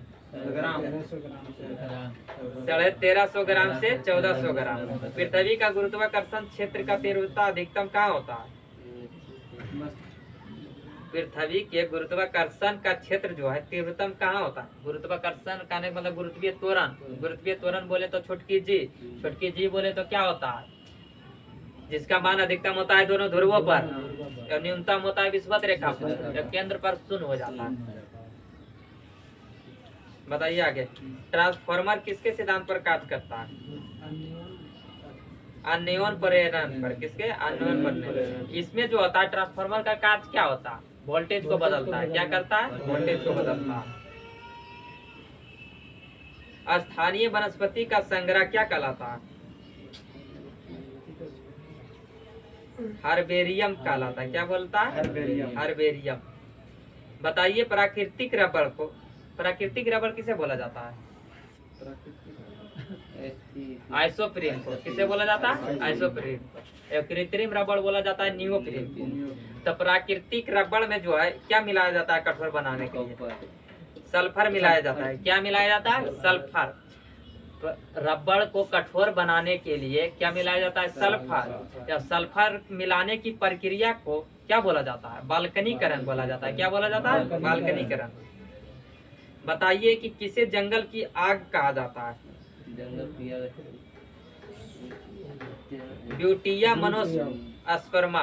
ब्यूटिया मोनोस्पर्मा। प्रयोगशाला में जो है पहली जीवन रसायन की कृत्रिम रचना क्या बनाया गया था? प्रयोगशाला यूरिया बनाया गया था। यूरिया जो होता है नाइट्रोजन कितना % होता है? 46% होता है। यूरिया का सूत्र क्या हो जाता है? NH2CO NH2। बताइए, बर्फ पानी पर क्यों तैरती है? पानी से हल्का होता है। बर्फ का घनत्व जो होता है पानी से कम होता है। बर्फ का घनत्व कितना होता है? 900 ग्राम प्रति सेंटीमीटर क्यूब होता है। या जल का जो घनत्व होता है 1000 ग्राम प्रति सेंटीमीटर क्यूब होता है। चलिए, उसके बाद बताइए, माइक्रोस्कोप में किस लेंस का उपयोग किया जाता है? उत्तल लेंस। किसका? उत्तल लेंस का। बताइए कि H1N1 जो है इन्फ्लुएंजा को क्या कहते हैं? H1N1 एक वायरस का नाम स्वाइन फ्लू बोला जाता है। क्या बोला जाता है? Swine flu. एक होता है H5N1 जिसे बोला जाता है बर्ड फ्लू। क्या बोला जाता है? Bird flu. यह बर्ड फ्लू होता है मुर्गी के काटने से। यह स्वाइन फ्लू होता है सुअर के काटने से। ये दोनों है एक वायरस डिजीज है। किससे? वायरस से होने वाला रोग है। बताइए, पानी में किसकी अधिक मात्रा की उपस्थिति में के कारण जो होता है ब्लू बेबी सिंड्रोम होता है? ब्लू बेबी सिंड्रोम रोग होता है जो किसके कारण से होता है? पानी में नाइट्रेट की अधिकता के। किसके? नाइट्रेट की अधिकता के कारण होता है ब्लू। उसके बाद पारा की अधिकता से क्या होता है? मिनी माता रोग। पारा की अधिकता से मिनी माता रोग। कैडमियम की अधिकता से इटाई इटाई रोग। कैडमियम की अधिकता से इटाई इटाई रोग। आयोडीन की कमी से घेंघा रोग। आयोडीन की कमी से घेंघा रोग। या आर्सेनिक से पता चलता है ब्रेन ट्यूमर का। आर्सेनिक से पता चलता है ब्रेन ट्यूमर से। सोडियम प्लस प्लस से होता है रक्त का थक्का जमता है। सोडियम प्लस प्लस से रक्त का थक्का जमता है। कोबाल्ट 60 का प्रयोग किया जाता है कैंसर उपचार में। कोबाल्ट 60 का प्रयोग किया जाता है कैंसर उपचार में।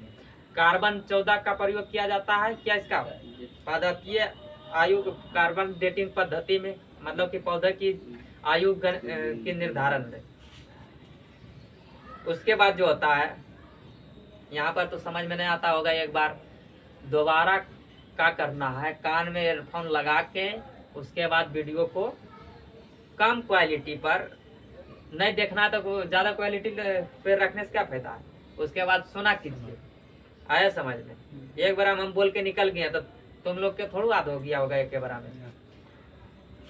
तो इसको बार बार जीके जीएस जो है एक ऐसा सब्जेक्ट है जिसको जितना बार रिपीट करोगे उतना बढ़िया है। या जितना कम रिपीट करोगे, मतलब एक बार सिर्फ पढ़ के चल जाओगे तो उतना कंफ्यूजन ज्यादा होगा। उससे बढ़िया है कि कम पढ़ो लेकिन ज्यादा बार पढ़ो।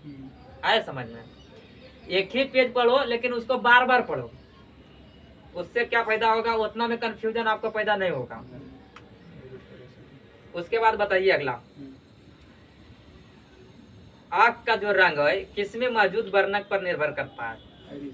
आइरिस पर। किस पर? आइरिस पर। आइरिस को क्या बोला जाता है? परितारिका। क्या बोला जाता है? परितारिका। आइरिस जो करता है क्या? पुपिल बोले तो पुतली। किसको? पुतली। आइरिस का जो कलर होता है काला, नीला या भूरा तीनों होता है। किसी का आँख नीला भी होता है, काला भी होता है, किसी का भूरा भी होता है। तो ये होता है आइरिस के रंग पे पर निर्धारित होता है। एक होता है पुपिल। पुपिल को बोला जाता है पुतली। या पुतली जो होता है सभी का काला होता है समझ में। ये प्रकाश जो हमारी आँख में प्रवेश करती है जो पुपिल से ही करती है। किससे? पुपिल से। लेकिन आइरिस का काम जो है उसका पुपिल को मतलब कि बड़ा या छोटा करने का काम करता है ये। मतलब प्रकाश अगर ज्यादा तेज रहेगा तो आप आँख जो है अपने आप मिटाएगा, मतलब कि क्या होगा? लो होगा। आँख मुनने की मतलब नहीं लगता है कि नहीं देखे उसको, तो वो होता है कौन करता है? आइरिस करता है। कौन करता है? आइरिस। ये प्रकाश जो प्रवेश करती है आँख में जो किसके द्वारा करता है? परितारिका से। परितारिका को आइरिस बोला जाता है। प्रकाश प्रवेश करता है पुतली से। आगे बोल देता है, इसी बच्चे ले चल जाते हैं। वायु में जब हाइड्रोजन जो है जलने लगती है तब कम सा मतलब क्या पैदा करती है? हाँ, वायु की उपस्थिति में जब हाइड्रोजन को जलाते हैं तब क्या बनता है? जल का निर्माण होता है। किसका? जल का निर्माण होता है। यहाँ पे क्वेश्चन कंफ्यूज होगा कि अगर हाइड्रोजन जलेगा तो जल कैसे बनेगा, लेकिन जल बनता है। वायु की उपस्थिति में क्या होता है? जल बनता है। बताइए कि तराशा हुआ हीरा जो है किसके कारण से चमकता है? पूर्ण आंतरिक परावर्तन के कारण चमकता है। जो क्यों चमकता है? क्योंकि उसका उच्च अपवर्तनांक होता है। क्या होता है? उच्च अपवर्तनांक होता है। जो हीरे का अपवर्तनांक कितना होता है? 2.42 होता है। कितना होता है? 2.42। चलिए बताइए, विशिष्ट प्रतिरोध का मात्रक क्या है? प्रतिरोध का एसआई मात्रक होता है मीटर, ओम। प्रतिरोध का जो एसआई मात्रक होता है क्या होता है? ओम होता है। या विशिष्ट प्रतिरोध या ओम मीटर होता है। क्या होता है? ओम मीटर। बताइए प्लेगरा रोग जो होता है किसकी कमी से होता है? प्लेगरा रोग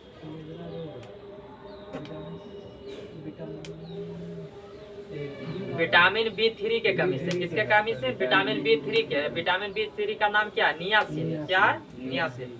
बताइए हृदय रक्त का संभरण करने वाली धमनियां क्या कहलाती है? फुसफुस धमनी। क्या कहलाती है? फुसफुस धमनी। या फुसफुस धमनी में कौन सा रक्त रहता है? अशुद्ध रक्त रहता है। रक्त का थक्का बनने में जो होता है फाइब्रोजिन को फाइब्रिन में परिवर्तित करता है। जो कौन करता है? फाइब्रिनोजिन प्रोटीन होता है। एगो फाइब्रिनोजिन को बदल देता है फाइब्रिन में। ये बदलने का काम करता है थ्रोम्बिन। कौन करता है? थ्रोम्बिन। तो रक्त के थक्का जमाने के लिए थ्रोम्बिन प्रोटीन का हाथ होता है। विटामिन में ले ले तो विटामिन के का हाथ होता है। तत्व में ले ले तो सोडियम प्लस प्लस का हाथ होता है। उसके बाद एगो क्या होता है, रक्त में रहता है एक चीज क्या, प्लेटलेट से होता है। इन सभी से क्या होता है, रक्त का थक्का जमता है। रक्त का थक्का नहीं जमने देता हिपेरिन। कौन नहीं देता, हिपेरिन। चलो बताओ, हृदय की धड़कन नियंत्रित करने के लिए कौन सा खनिज आवश्यक होता है, पोटेशियम। कौन होता है, पोटेशियम। बताइए यूरिया जो है किसके द्वारा रक्त से पृथक मतलब अलग किया जाता है, किडनी के द्वारा। किडनी को बिरिक बोला जाता है, गुर्दा बोला जाता है। किडनी के द्वारा क्या किया जाता है, यूरिया को अलग किया जाता है रक्त से। यूरिया का निर्माण कहाँ से होता है, यूरिया का निर्माण कहाँ से होता है, अकृत से होता है। कहाँ से होता है, अकृत से। मानव गुर्दे में बनने वाली पथरी का नाम क्या होता है, मतलब किसका किसका बना होता है, कैल्शियम ऑक्सीलेट होता है। किसकी, कैल्शियम ऑक्सीलेट। बताइए निषेचन की क्रिया कहाँ पर होती है, अंडाशय में होता है। अंडाशय में तो अंडाणु का निर्माण होता है। अंडाणु ये होता है अंडवाहिनी में। किसमें होता है, अंडवाहिनी में। ईस्ट और मशरूम क्या है, फफूंदी है। क्या है, लाइकेन जो है किसका बना होता है, लाइकेन बना होता है कवक और शैवाल का। किसका होता है, कवक और शैवाल। जिसमें कवक के अध्ययन को बोला जाता है माइकोलॉजी, शैवाल के अध्ययन को बोला जाता है फाइकोलॉजी। लाइकेन क्या है, एक प्रदूषण सूचक है। क्या है, प्रदूषण सूचक। भोजन के वर्ग में जो होता है प्रति यूनिट कैलोरी की मात्रा अधिकतम किसमें पाया जाता है, नहीं बताया तेरे, वसा में। हाँ। ऊर्जा मिलता है कार्बोहाइड्रेट से, तुरंत ऊर्जा मिलता है ग्लूकोज से, अधिकतम ऊर्जा मिलता है वसा से। तो वही पूछ रहा है कि भोजन के वर्ग में प्रति यूनिट कैलोरी ऊर्जा को किसमें मापते हैं, कैलोरी में। कैलोरी में भी मापते हैं, ऊर्जा उष्मा का जूल में भी मापते हैं। तो जिसमें जो होता है क्या चीज, भोजन में जो होता है सर्वाधिक यूनिट कैलोरी जो होता है किसमें होता है, वसा में। विटामिन होते हैं क्या चीज, कार्बनिक यौगिक। क्या होते हैं, कार्बनिक यौगिक। विटामिन जो होता है, किस विटामिन में कोबाल्ट पाया जाता है, B12। B12 का नाम क्या है, साइनोकोबालामिन। क्या है, साइनोकोबालामिन। दूध प्रोटीन को पचाने वाला एंजाइम कौन होता है, रेनिन होता है। रेनिन का निर्माण कहाँ से होता है, अमाशय से। कहाँ से, अमाशय में पाया जाता है एक जठर ग्रंथि। जठर ग्रंथि निर्माण करता है जठर रस का। यह जठर रस में पाया जाता है हाइड्रोक्लोरिक अम्ल, रेनिन और पेप्सिन एंजाइम। उसके बाद बताइए शरीर में ऊतकों का निर्माण होता है किससे, प्रोटीन से। 20 प्रकार के एमिनो अम्ल से प्रोटीन बनता है। प्रोटीन से ऊतक बनता है, ऊतक से अंग बनता है, अंग से अंगतंत्र बनता है, अंगतंत्र से शरीर बनता है। शरीर जो है हमारे किसका बना है, ऊतकों से। और छोटा जाएंगे तो क्या हो जाएगा, कोशिकाओं से मिलकर बना है। बताइए जो है मानव शरीर में विटामिन ए संचित रहता है कहाँ पे, विटामिन ए संचित मतलब जमा रहता है कहाँ, अकृत में। कहाँ रहता है, अकृत में। अकृत में केवल विटामिन बी और सी नहीं पाया जाता है, क्योंकि बी सी जो होता है जल में घुलनशील होता है, जिसके कारण जल से घुलकर बाहर निकल जाता है। किसके द्वारा, मूत्र के द्वारा विटामिन सी बाहर निकलता है। मानव शरीर में पाचन का अधिकांश भाग किस अंग में संपन्न हो जाता है, छोटी आंत में। मानव शरीर में जो होता है भोजन का पाचन जो होता है शुरू हो जाता है मुख से। मुख में पाचन होता है कार्बोहाइड्रेट का। उसके बाद दूसरा हो जाता है अमाशय में। अमाशय में पाचन होता है किसका, प्रोटीन का। उसके बाद छोटी आंत में संपूर्ण पाचन मतलब कि वसा का पाचन होता है कहाँ पे जाके, छोटी आंत में। उसके बाद बताइए शरीर के किस भाग में पित्त रस का निर्माण होता है, अकृत में। कहाँ होता है, अकृत में। जमा होता है जाके पित्ताशय में। ये पित्त रस का जो होता है पीएच मान कितना होता है, 7.4 से 8.4 होता है। उसके बाद बताइए कौन से परिवर्तन में एंजाइम ट्रिप्सिन उत्प्रेरक का कार्य करता है, प्रोटीन को एमिनो अम्लों में परिवर्तन करता है। तो एंजाइम क्या करता है, ट्रिप्सिन उत्प्रेरक। ट्रिप्सिन एंजाइम जो होता है क्या करता है, प्रोटीन को तोड़ता है कौन, ट्रिप्सिन एंजाइम। किस विटामिन को हार्मोन विटामिन के नाम से जाना जाता है, विटामिन डी का रासायनिक नाम होता है कैल्सिफेरॉल। विटामिन डी की कमी से होता है रिकेट्स या ऑस्ट्रोमलेशिया रोग। विटामिन डी से होता है पाया जाता है सूर्य के प्रकाश से प्राप्त किया जाता है। मनुष्य के जीवन काल में कितने दांत दो बार आता है? 20 दांत। कितना? 20 दांत। मानव शरीर में जो होता है टोटल दांतों की संख्या होता है 52। कितना होता है? 52, जिसमें 20 दो होता है दोबारा उगता है, जिससे मनुष्य के मुंह में जो पाया जाता है 32 दांत पाया जाता है। कितने? 32 दांत, जिसमें 20 दांत को बोला जाता है क्या चीज? दूधिया दांत, क्योंकि 20 दांत क्या होता है? दोबारा आता है। उसके बाद बताइए भैंस के दूध में जो औसत वसा की मात्रा कितनी होती है? 7.2% होता है। कितना होता है? 7.2%। भैंस का दूध होता है कैसा? सफेद होता है। किसके कारण से होता है? काइसिन प्रोटीन के कारण। किसके कारण? काइसिन प्रोटीन के कारण। गाय का दूध होता है हल्का पीला, जो होता है कैरोटीन प्रोटीन के कारण। चलिए उसके बाद आगे बताइए कि गाय और भैंस के थनों में जो होता है दूध उतारने के लिए किस हार्मोन की सुई लगाया जाता है? ऑक्सीटोसिन हार्मोन का जो सुई लगाया जाता है। किसका? ऑक्सीटोसिन हार्मोन का। कौन सा हार्मोन जो है लड़ो उड़ो हार्मोन के नाम से जाना जाता है? एड्रीनेलिन। कौन होता है? एड्रीनेलिन हार्मोन को बोला जाता है लड़ो या उड़ो हार्मोन। आयोडीन युक्त हार्मोन कौन है? थायरॉक्सिन। थायराइड ग्रंथि है, थायराइड ग्रंथि से निर्माण होता है थायरॉक्सिन हार्मोन। ये काम क्या करता है? ये किसका बना होता है? एक एमिनो अम्ल का। किसका? एस्ट्रोजन किसके द्वारा उत्पादित किया जाता है?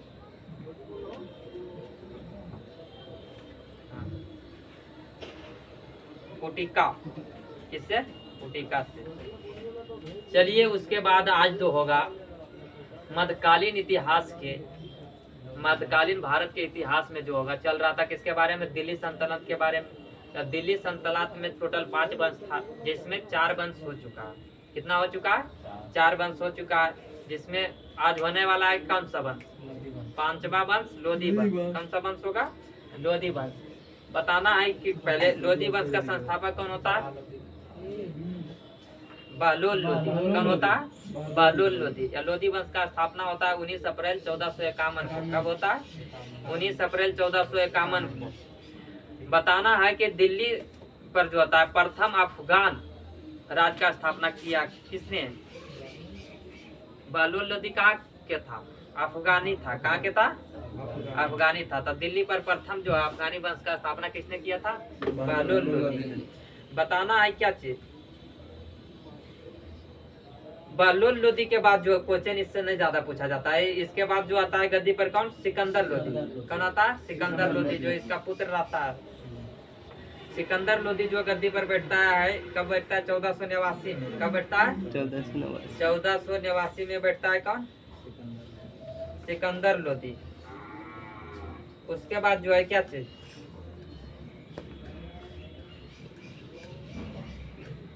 सिकंदर लोधी। तो इनसे क्वेश्चन पूछा जाता है कि आगरा शहर का स्थापना किसने किया था? सिकंदर लोधी। सिकंदर लोधी ने। कब किया था?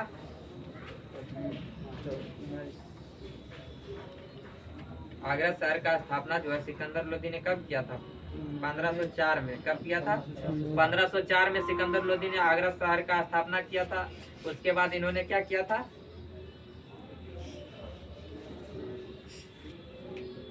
उसके बाद जो है इन्होंने अपनी राजधानी दिल्ली से कहाँ ले चला आगरा। आगरा दिल्ली राजधानी कब बनाया था इन्होंने? 1506 में। कब बनाया था? 1506 में। इन्होंने जो है क्या चीज? भूमि मापने के लिए एक मतलब पैमाना दिया था। किसका? भूमि मापने के लिए। जो पैमाने का क्या नाम था? गज ए सिकंदरी। क्या था? गज ए सिकंदरी। उसके बाद इन्होंने क्या किया था? नगर कोट में एक ज्वालामुखी मंदिर था। क्या था? ज्वालामुखी मंदिर, जिसको तोड़वा दिया था। क्या किया था? तोड़वा दिया था। तोड़वा कर जो है उस मंदिर के टुकड़े को क्या किया था? कसाईयों को दे दिया था मांस तोलने के लिए। क्या किया था? कसाईयों को मांस तोलने के लिए दे दिया था। इसने क्या किया था? मुसलमानों को जो होता है तजिया निर्माण करा था। तजिया निकालता है ना, तजिया निकालने में एवं स्त्रियों को पीरों के पास तथा संतों के मजहर पर जाने से क्या किया था, प्रतिबंध लगा दिया था। किसने? सिकंदर लोधी। उसके बाद जो होता है इसका मृत्यु जो हो जाता है गले के बीमारी के कारण। किसके कारण? गले के बीमारी के कारण हो जाता है 21 नवंबर 1517 को। इसी दिन जो होता है इसका पुत्र कौन गद्दी पर बैठता है? इब्राहिम लोधी। कौन बैठता है? इब्राहिम लोधी। इब्राहिम लोधी जो है सिकंदर लोधी से एक क्वेश्चन और बनता है क्या चीज कि सिकंदर लोधी प्रथम मुसलमान था जो हिंदुओं के त्योहार में जो होता है शामिल होता था, भाग लेता था। मतलब कि जहाँ तहाँ कट्टरपंथी भी किया, गाँव पे सही भी किया है। तो इन्होंने मतलब होली में भाग लेता था, मतलब होली खेलता था। कौन? सिकंदर लोधी। उसके बाद जो है क्या चीज इसमें सेवन किया है। उसके बाद जो गद्दी पर बैठता है इब्राहिम लोधी। इब्राहिम लोधी बैठता है तो इब्राहिम लोधी का एक चाचा होता है कौन?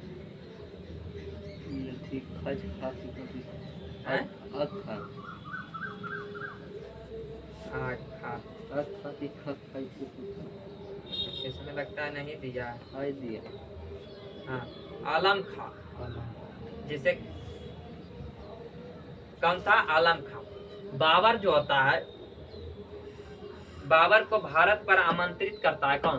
भारत पर आमंत्रित करता है 3 शासक। कौन करता है? 3 शासक मिलकर करता है। जो पंजाब के शासक रहता है दौलत खां लोधी। इब्राहिम लोधी का चाचा एक खुद रहता है आलम खां।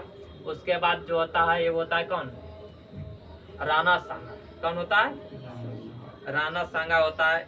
तो इन्होंने इसको क्यों बुलाया था बाबर को कि ये आएगा इब्राहिम लोधी को मतलब कि मार देगा, उसके बाद चल जाएगा वापस, उसके बाद यहाँ पे राज चलेगा हम लोग का।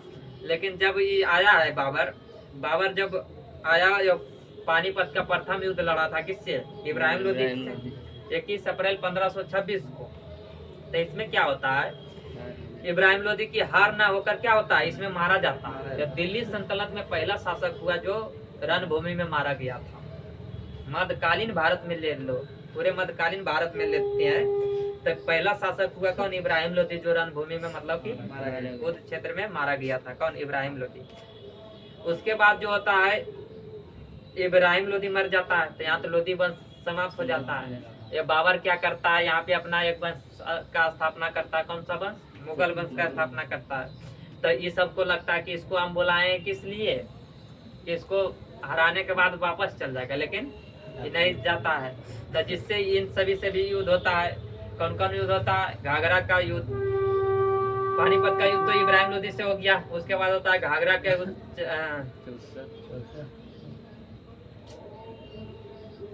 चंदेरी का युद्ध। उसके बाद होता है वो क्या चीज? घाघरा, चंदेरी है। तो 15 पानीपत का दूसरा युद्ध 1556 में बोले देखने बाबर बचती है लेके एक मृत्यु 1530 में हो गया। तो इसके बाद इन्होंने युद्ध किया मतलब कि जो बुलाया था उससे, लेकिन फिर जीत जाता है बाबरे। पढ़ना आज दिल्ली सल्तनत के बारे में। कल से स्टार्ट होगा किसके बारे में? मुगल वंश के बारे में देखेंगे। जिसमें जो है पहला दिल्ली सल्तनत में काज क्या था? केंद्रीय प्रशासन का मुखिया को क्या बोला जाता था? सुल्तान बोला जाता था। क्या बोला जाता था? सुल्तान बोला जाता था। बताना है क्या चीज?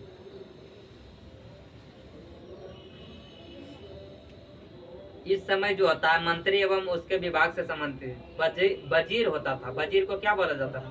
प्रधानमंत्री को वजीर बोला जाता था। क्या बोला जाता था? वजीर। जो क्या करता था? राजस्व विभाग का प्रमुख होता था। कौन? वजीर। उसके बाद है मुसाफिर ए मुमालिक। कौन है? मुसाफिर ए मुमालिक। जो क्या कार्य करता था? महालेखाकार था। मतलब क्या? प्रांतों एवं अन्य विभागों से प्राप्त आय का एवं व्यय का लेखा जोखा करता था। कौन? मुशरिफ ए मुमालिक। उसके बाद जो है क्या है? मजमू आदर का कार्य क्या था? उधार दिए गए धन का हिसाब रखना। कौन रखता था? मजमू आदर। उसके बाद है खजीन का था कोषाध्यक्ष था। खजीन कौन होता था? कोषाध्यक्ष को खजीन बोला जाता था। उसके बाद है आरिज ए मुमालिक होता था दीवान ए अर्ज तथा सैन्य विभाग का क्या होता था? प्रमुख होता था। उसके बाद बताइए क्या चीज? वकील ए दर होता था सुल्तान की व्यक्तिगत सेवाओं को देखभाल करता था। कौन? वकील ए दर। उसके बाद होता है दीवान ए खैरात। ये सब बात बता रहे हैं दिल्ली सल्तनत के पूरे भाग में, दिल्ली सल्तनत में जितना विभाग बना था उसके बारे में। दीवान ए खैरात बना, जिसे बोला जाता था क्या चीज, दान विभाग नहीं बोला जाता अभी भी, कोई चीज खैरात में मिलने बात, तो खैरात विभाग था उसको क्या बोला जाता था, दान विभाग को बोला जाता है खैरात। या दीवान एक क्या था, बंदगान, जो होता था दास विभाग। दास विभाग कौन था, दीवान बंदगान। उसके बाद दीवान एक इस्तिहाक, जो पेंशन विभाग था, पेंशन दिया जाता था, उसको बोला जाता था दीवान इतिहास। क्या लिखा है, इस्तिहाक, क्या है, इस्तिहाक। उसके बाद बताना दीवान एक मुस्त खराज का जो है संबंधित है वित्त विभाग से। किससे, वित्त विभाग से। या वो लागू किसने किया था, अलाउद्दीन खिलजी ने। किसने किया था, अलाउद्दीन खिलजी ने। या दीवान एक कोही, दीवान एक कोही जो संबंधित है कृषि विभाग से। किससे संबंधित है, कृषि विभाग से, जो स्टार्ट किया था मोहम्मद बिन तुगलक ने। उसके बाद दीवान अर्ज, दीवान अर्ज है सैन्य विभाग, जो सैन्य विभाग है जो किसने स्थापित किया था, बलबन ने। बलबन ने लौ एवं रक्त की नीति अपनाया था। बलबन किस वंश का शासक था, गुलाम वंश का, जो कब बैठता गद्दी पर, 1266 से रहता है 1287 तक। उसके बाद है दीवान एक बंदगान, दीवान एक बंदगान जो संबंधित है दास से, दास विभाग से, जिसका स्थापना किया था फिरोज शाह तुगलक ने। सर्वाधिक दासों का संख्या था किसके समय, फिरोज शाह तुगलक के समय। दीवान एक खैरात, ये भी विभाग है दान विभाग से, लेकिन इसका भी स्थापना किया था फिरोज शाह तुगलक ने। उसके बाद है दीवान इस्तिहाक, ये भी संबंधित है किससे, फिरोज शाह तुगलक से। इतिहास जो है संबंधित है पेंशन विभाग से। किससे, पेंशन विभाग से। उसके बाद बताना क्या चीज, दिल्ली सल्तनत में जो है प्रशासन की सबसे छोटी इकाई जो होता था ग्राम होता था। कौन होता था, ग्राम। ग्राम में सबसे अधिक प्रभावशाली लोग जो होता था उसे बोला जाता था खुद। क्या बोला जाता था, खुद। या खुद का मतलब होता है छोटे जमींदार। क्या होता है, छोटे जमींदार। एक होता था मुकदम। क्या होता था, मुकदम। मुकदम किसे बोला जाता था, मुखिया को। किसे बोला जाता था, मुखिया को मुकदम बोला जाता। ग्राम एक पटवारी। सुल्तान की अस्थाई सेना को जो है खास खेल नाम दिया जाता था। सुल्तान की एक अस्थाई सेना रखता था, उसको बोला जाता था क्या चीज, खास खेल। क्या बोला जाता था, खास खेल। बताना है कि अलाउद्दीन खिलजी ने एकता प्रथा को समाप्त किया था। एकता प्रथा को समाप्त किसने किया था, अलाउद्दीन खिलजी ने। लेकिन एकता प्रथा को लागू किसने किया था, इल्तुतमिश ने। किसने किया था, इल्तुतमिश ने। एकता प्रथा को समाप्त किया था अलाउद्दीन खिलजी ने। एकता प्रथा को समाप्त करके उसको नगद वेतन देने का कार्य किया था किसने, अलाउद्दीन खिलजी ने। ये संबंधित है किससे, सेनाओं से। सेना को जो दिया जाता था, पहले एकता प्रथा पर रखा जाता था, लेकिन उसको नगद वेतन देने का कार्य किया था अलाउद्दीन खिलजी ने। बाजार नियंत्रण की प्रणाली शुरू किया था अलाउद्दीन खिलजी ने। उसके बाद जो है क्या चीज, अलाई दरवाजा का निर्माण भी कराया था अलाउद्दीन खिलजी ने। अलाई दरवाजा जो लगा है कहाँ पे है, कुतुब मीनार में लगा हुआ है। किसमें, कुतुब मीनार में। या कुतुब मीनार का निर्माण का श्रेय जाता है कुतुबुद्दीन ऐबक ने निर्माण का शुरू कराया था, लेकिन उसका पूरा कराने का श्रेय जाता है इल्तुतमिश को। लेकिन उस पे 5वां मंजिल का निर्माण कराया फिरोज शाह तुगलक ने, लेकिन उसका एंड पेंट भी कराया सिकंदर लोदी ने भी। तो 4-5 शासक जो है संबंधित है किससे, कुतुब मीनार से। या कुतुब मीनार का निर्माण जो कराया था कुतुबुद्दीन ऐबक ने, कुतुब बख्तियार काकी के याद में, जो कौन था, कुतुबुद्दीन ऐबक का गुरु था। उसके बाद जो है बताना है क्या चीज, सल्तनत काल में जो होता है अंतरराष्ट्रीय बंदरगाह के रूप में प्रसिद्ध कौन था, बंदरगाह होता है जहाँ पे शिप यार्ड को मतलब कि रखा जाता है, उसका मतलब क्या होता है, वो कौन था दिल्ली सल्तनत के समय, देवल था। कौन था, देवल था। अलाउद्दीन ने दान की गई अधिकांश भूमि को क्या किया था, छीन लिया था। क्या उसका नाम दिया, खालसा भूमि के नाम में परिवर्तित कर दिया। किसमें, खालसा भूमि के नाम में परिवर्तित कर दिया। तो चलिए आज का सेवा समाप्त होता है। अगर आप लोग वीडियो देखते हैं तो लाइक भी किया कीजिए थोड़ा बहुत, अगर कहीं पे त्रुटि समझ में आता है तो उसको लिखा भी कीजिए ताकि उसको सुधार भी किया जाए। चलिए विशेष क्या बोलेंगे, धन्यवाद।